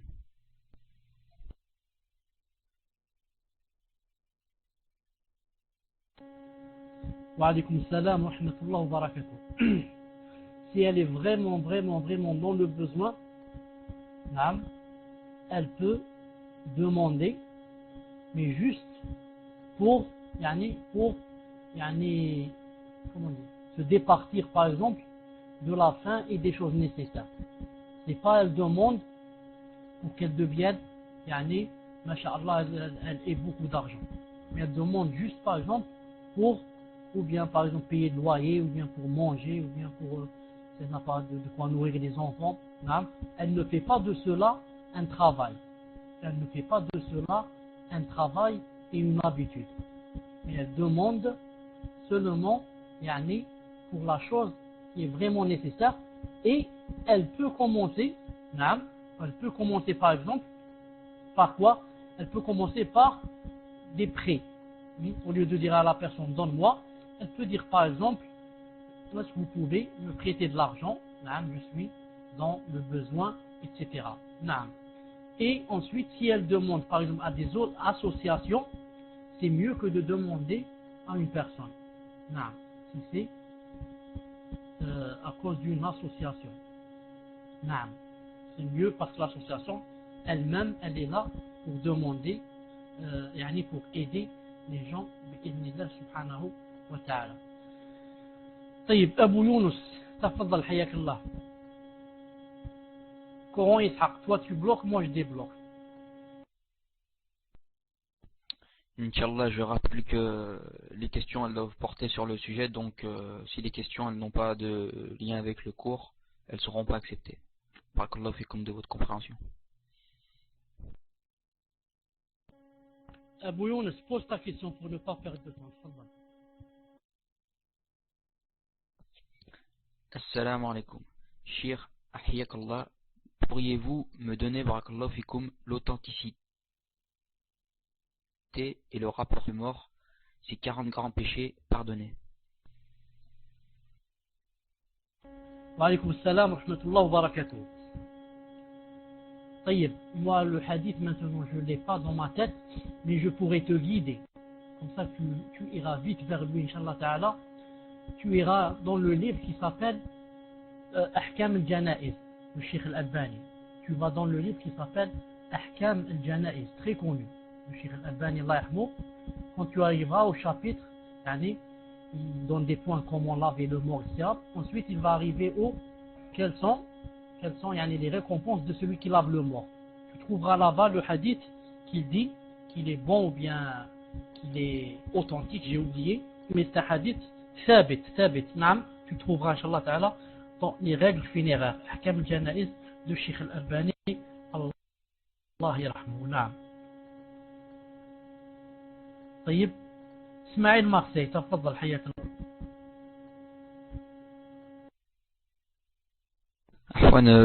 J'étais juste devant Ismaël Marseille, Inch'Allah, j'ai eu une déconnexion, donc je vous pose ma question.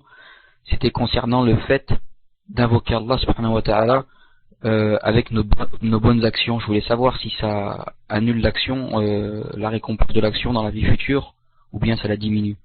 Barakallahu fikum. Naam, alaykoum salam wa rahmatullah. Les ulama ont parlé de cela, entre est-ce que ça diminue, ou bien ça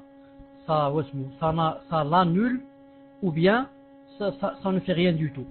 Ils ont dit que le prophète sallallahu alayhi wa sallam, tant qu'il a consenti ce hadith et il l'a accepté, et ce hadith est rapporté et que c'est une hujja, c'est-à-dire pour la permission de faire cette chose, or c'est un dalil que cette chose se fait et que bi'idhnillah subhanahu wa ta'ala on n'a rien perdu.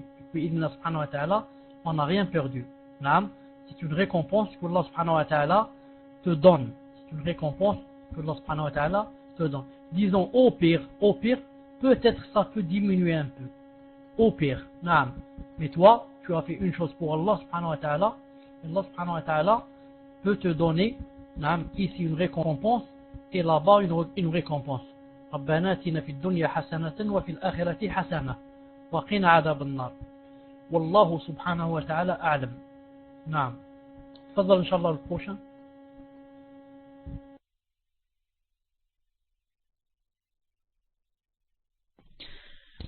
Salam alaikum wa rahmatullah.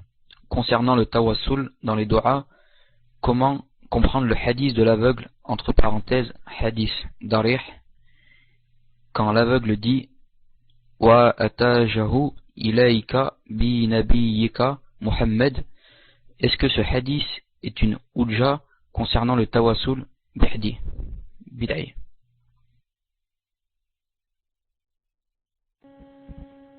Wa alaykum salam wa rahmatullahi wa barakatuh.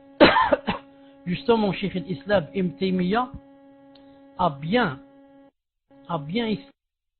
expliqué ce hadith, que ce n'était pas une hujja pour faire un dua avec quoi? Avec la personne du prophète sallallahu alayhi wa sallam. Expliqué. Naam. Vous pouvez revenir, Majmou' al-Fatawa al-Kubra, et Cheikh al-Albani l'a aussi expliqué dans son livre Tawassul wa Anwa'uhu, qui est un livre formidable. Il a montré que ici l'aveugle voulait dire que ce n'est pas il a employé le prophète sallallahu alayhi wa sallam, mais il a employé son dua. Il a dit exactement comme les sahaba radiyallahu ta'ala anhum, quand ils venaient au prophète sallallahu alayhi wa sallam et lui demandaient les doigts pour que la pluie tombe. Ensuite, quand il est mort sallallahu alayhi wa sallam, ils sont allés chez son oncle l'Abbas. Pourquoi eux, les compagnons, pourquoi alors ils n'ont pas employé le prophète sallallahu alayhi wa sallam? Pourquoi ils n'ont pas dit as'aluka bi nabiyyik? Mais ils sont partis chez l'Abbas et lui ont demandé de faire des doigts. C'est ça le vrai sens du hadith, et non pas comme il se pourrait que l'on le comprenne d'après zahirihi, d'après son apparence. Mais son vrai sens, c'est qu'il a employé le dua du prophète sallallahu alayhi wa sallam qui lui a appris, et non pas il a employé la personne elle-même du prophète sallallahu alayhi wa sallam. C'est pour ça, si tu veux bien comprendre le hadith, reviens inshallah ta'ala à Fatawa al-Kubra. Si tu veux la prochaine dars salat, je te donne exactement la page. Wallahu subhanahu wa ta'ala a'lam. Abu Wasila, tafaddal. Salam alaikum shir. Le hadith qui dit que la prostituée a donné à boire au chien et qu'elle est entrée au paradis par la chose de cette bonne action, est-ce que ça veut dire qu'elle est au paradis en ce moment par la cause? Ah ok. Salam alaikum shir. Le hadith qui dit que la prostituée a donné à boire au chien et qu'elle est entrée au paradis par la cause de cette bonne action, est-ce que ça veut dire qu'elle est au paradis en ce moment? Wa alaykum salam wa rahmatullahi wa barakatuh. J'avais dit que pour l'instant il n'y a personne au paradis. Même les messagers ne sont pas au paradis, mais ils sont dans les cieux et dans leur tombe. Comme le prophète sallallahu alayhi wa sallam a dit que j'ai vu Moussa alayhi salam dans sa tombe en train de prier. Et il a dit l'anbiya'u fi quburihim ahya'un yusallun. Et il a dit les messagers sont dans leur tombe en train de faire la prière. Personne jusqu'à présent n'est au paradis. Le paradis n'ouvrira ses portes que lorsqu'on mourra tous et qu'on ressuscitera, et ce sera le prophète sallallahu alayhi wa sallam le premier à qui on ouvrira le paradis. Comme il est dit dans le hadith authentique, que lorsque le prophète, que la paix soit sur lui, frappera à la porte du paradis, on lui dira: qui es-tu? Il dira: Muhammad. On dira justement: c'est à toi seulement que je dois ouvrir. Et il ouvrira la porte. Donc personne n'est au paradis et personne n'est en enfer, mais seulement ceux qui iront au paradis maintenant dans leur tombe sont en train de goûter les délices du paradis. C'est-à-dire, il y a une fenêtre, on leur ouvre une fenêtre du paradis et commencent à voir et à sentir qu'est-ce qu'il y a dans le paradis et à avoir leur place dans le paradis. Et les mécréants, maintenant déjà, on leur a ouvert une fenêtre qui donne vers l'enfer et ils sont en train de voir leur place. Comme a dit Allah Ta'ala dans le Saint-Coran, il a dit: النار يعرضون عليها غدوا وعشيا ويوم تقوم الساعة أدخلوا آل فرعون أشد العذاب. Il a dit: et l'enfer il leur sera exposé matin et soir, c'est-à-dire dans leur tombe. Et le jour de la résurrection, faites rentrer la Pharaon, le pharaon et ceux qui l'ont suivi en enfer. Voilà la preuve que il a dit, maintenant l'enfer, ils sont en train de le voir. Ensuite il a dit, et le jour du jugement dernier, faites entrer en enfer. Donc ça veut dire qu'ils ne sont pas en enfer, mais qu'ils voient l'enfer dans leur tombe. Naam, tfaddal inshallah Mourad 34-77. Salam alaikum. Allah yahafidoukum. Barakallahu fikum. Aussi à Coran et Sunna pour la gestion du salon. Qu'Allah te récompense, notamment pour ta patience. Ma question se porte sur le cours que vous venez de donner. Savoir, est-ce qu'il est permis à ma femme de manger avec nous lorsque j'invite un frère fillah ou plusieurs? Est-ce que vous pouvez nous dire un peu plus sur les règles générales est-ce que vous pouvez nous dire un peu plus sur les règles générales en ce sens? Est-ce que ça veut dire que lorsque j'invite un couple, on peut rester ensemble dans la même pièce? Et si ma femme refuse par pudeur, ma femme est présente seulement au repas où il n'y a que mes frères de sang.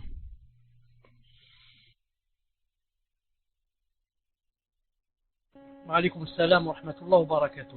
J'avais dit une fois et plusieurs fois que cette question a été posée à un grand savant et qu'il a répondu que si la femme s'asseyait avec la tenue qu'elle porte quand elle est dehors et qu'elle n'est pas en tête à tête avec l'étranger, elle est avec son mahram, que ce n'était pas interdit. À condition qu'elle soit comme la tenue qu'elle porte quand elle sort dans la rue. Et il y a un hadith du prophète sallallahu alayhi wa sallam qui a été authentifié par Sheikh al-Albani. Vous pouvez le lire dans Silsila Sahiha, où quelqu'un qui s'appelle Asad ou Asadi, quelque chose comme ça, a fait un mariage, s'est marié. Et vous savez qui a servi à manger aux gens? C'est la nouvelle mariée. C'est la mariée elle-même qui a donné à manger aux hommes. C'est elle qui rentrait et leur servait. Le hadith se trouve dans Silsila Sahiha. Le Cheikh Al-Albani a dit, mais on prend de ce hadith qu'il est seulement permis, mais qu'il est déconseillé de nos jours, vu qu'il n'y a pas la piété qu'il y avait autrefois.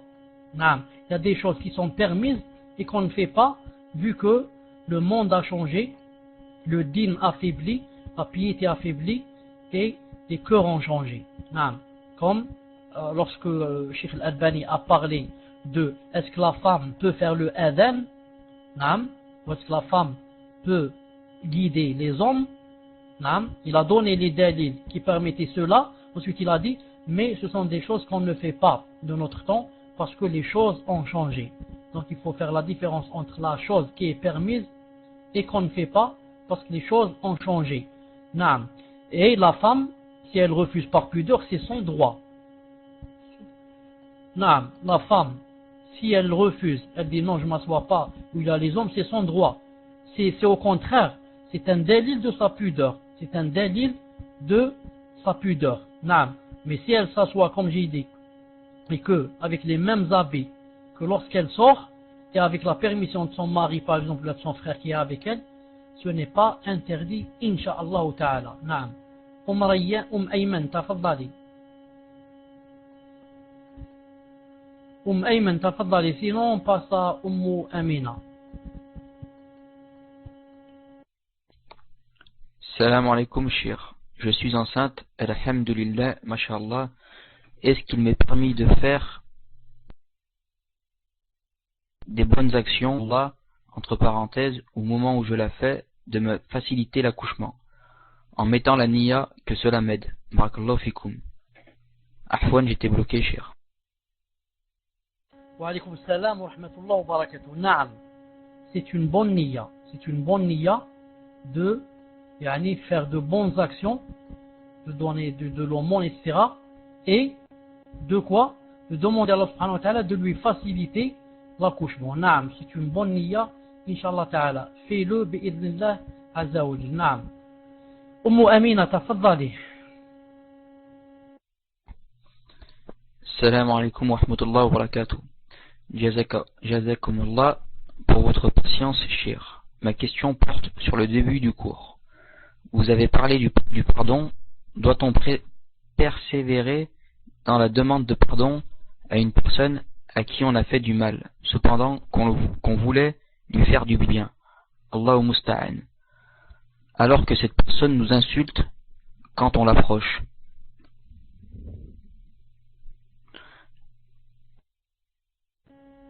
Wa alaykum salam wa rahmatullahi wa barakatuh.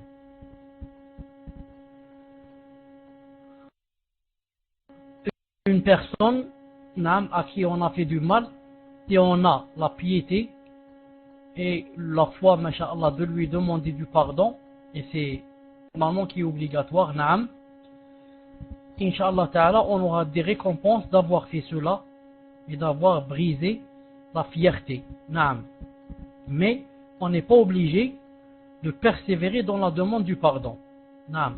On peut lui demander une fois.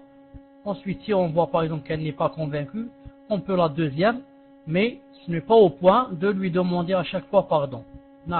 Une fois, deux fois, trois fois. Maintenant, si elle n'accepte pas le pardon, moi devant Allah, j'ai fait ce que je devais faire. Je ne suis pas obligé de la pousser à accepter mon pardon. Muslimina, Inch'Allah, c'est à votre tour. Barakallahu fikoum de préparer vos questions à l'avance quand vous le pouvez, ça nous fait gagner beaucoup de temps. C'était juste un petit rappel. Comment faire comprendre à une personne qu'elle n'est pas sur le bon minhaj? Salam alaikum wa rahmatullahi wa barakatuh. Comment faire comprendre à une personne qu'elle n'est pas sur le bon minhaj, sachant que même en lui amenant des preuves, cela ne change rien?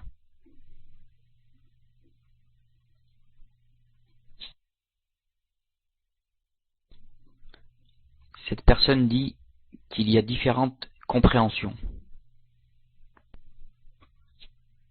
Barakallahu fikoum. Cheikh, vous êtes avec nous, Inch'Allah? Je ne sais pas si vous n'avez pas eu un problème de déconnexion.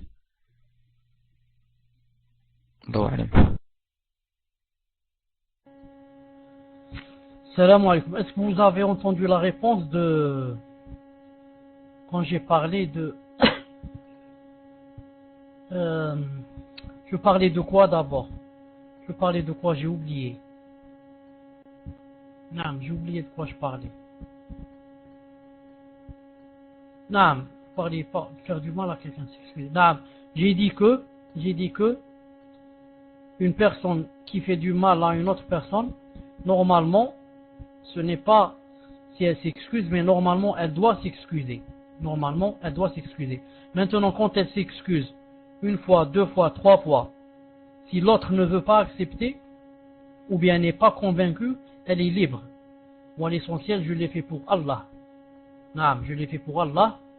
Je lui ai téléphoné, je lui ai écrit une lettre sur les mails, je lui ai bien fait comprendre.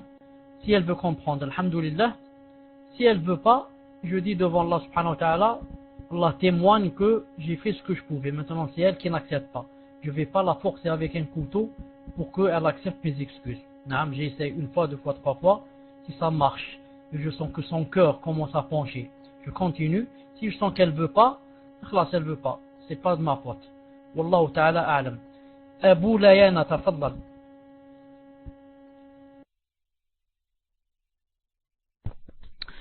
Salam alaikum. Il y avait une question chère avant. Comment faire comprendre à une personne qu'elle n'est pas sur le bon minhaj, sachant que même en lui amenant des preuves, cela ne change rien? Cette personne dit qu'il y a différentes compréhensions. طيب وعليكم السلام ورحمة الله وبركاته.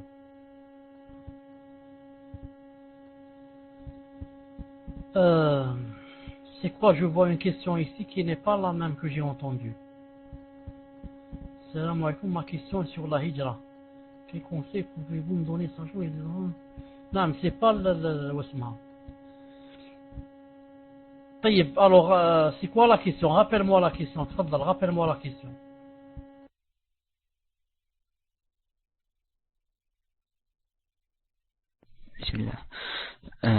Comment faire comprendre à une personne qu'elle n'est pas sur le bon minhaj, sachant que même en lui amenant des preuves, Cela ne change rien. Cette personne dit qu'il y a différentes compréhensions.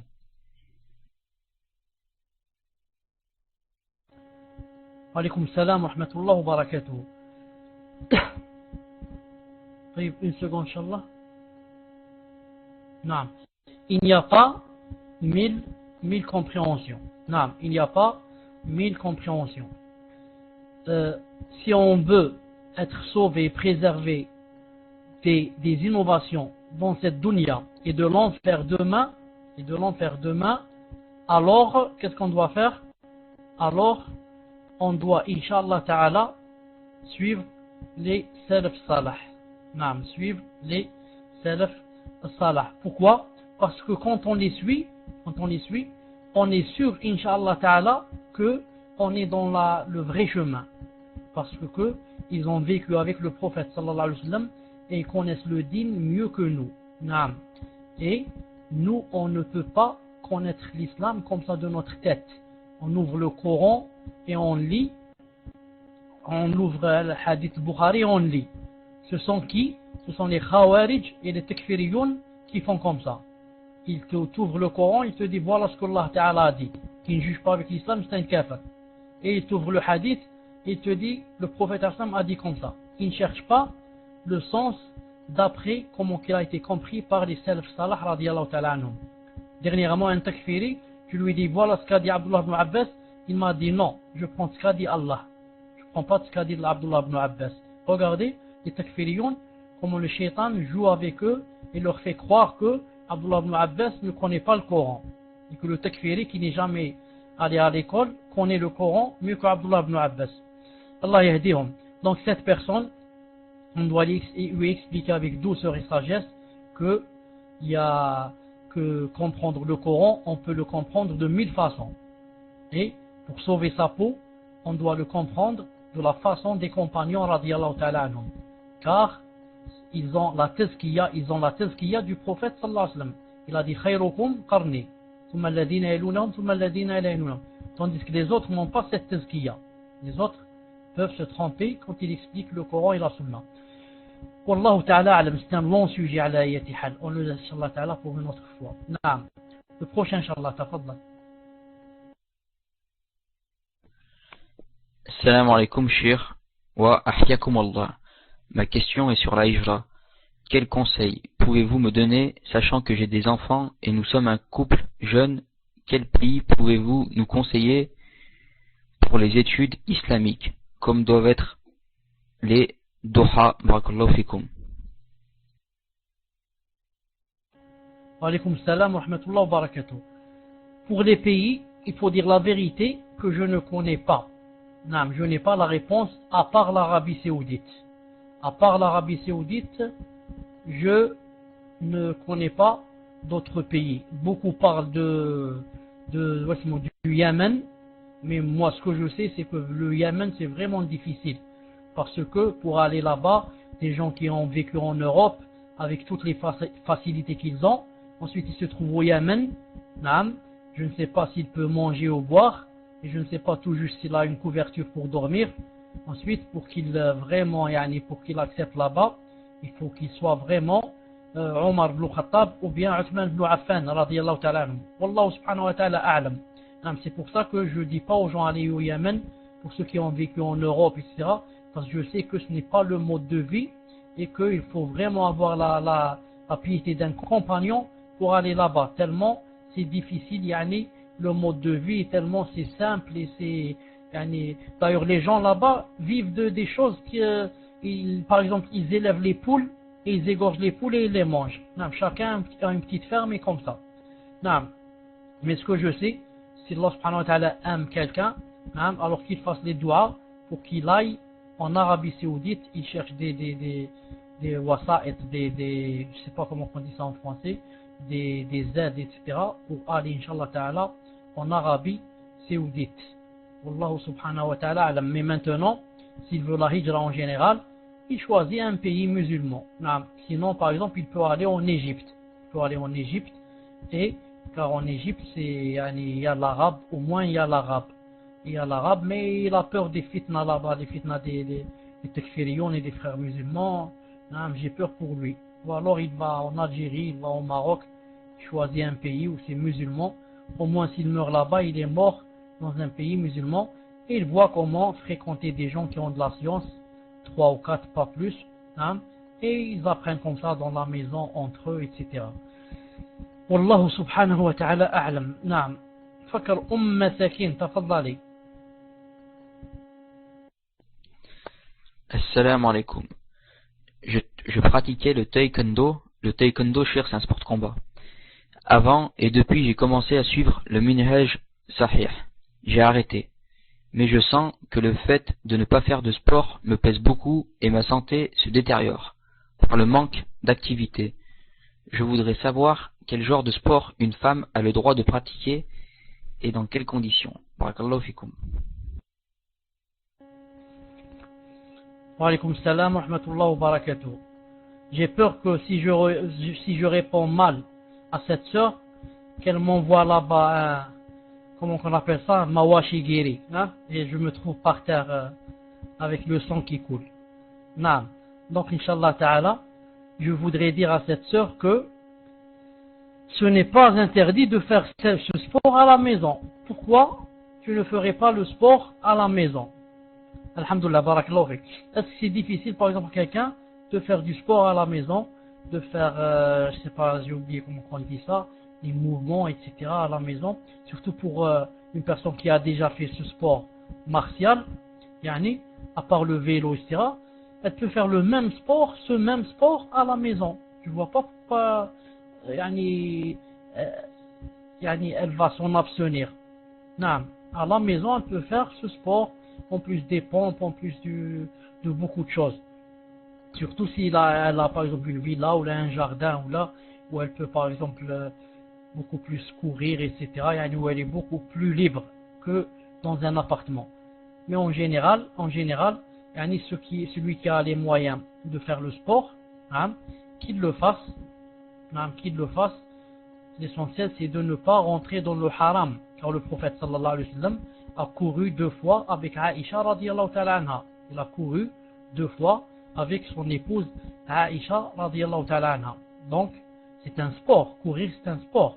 Donc, le prophète alayhi salam lui-même a couru 2 fois avec sa femme. Maintenant, si je trouve où faire un sport, je suis une femme, je trouve où faire un sport, et ce n'est pas interdit, il n'y a pas avec moi des femmes par exemple qui sont à moitié nues, etc.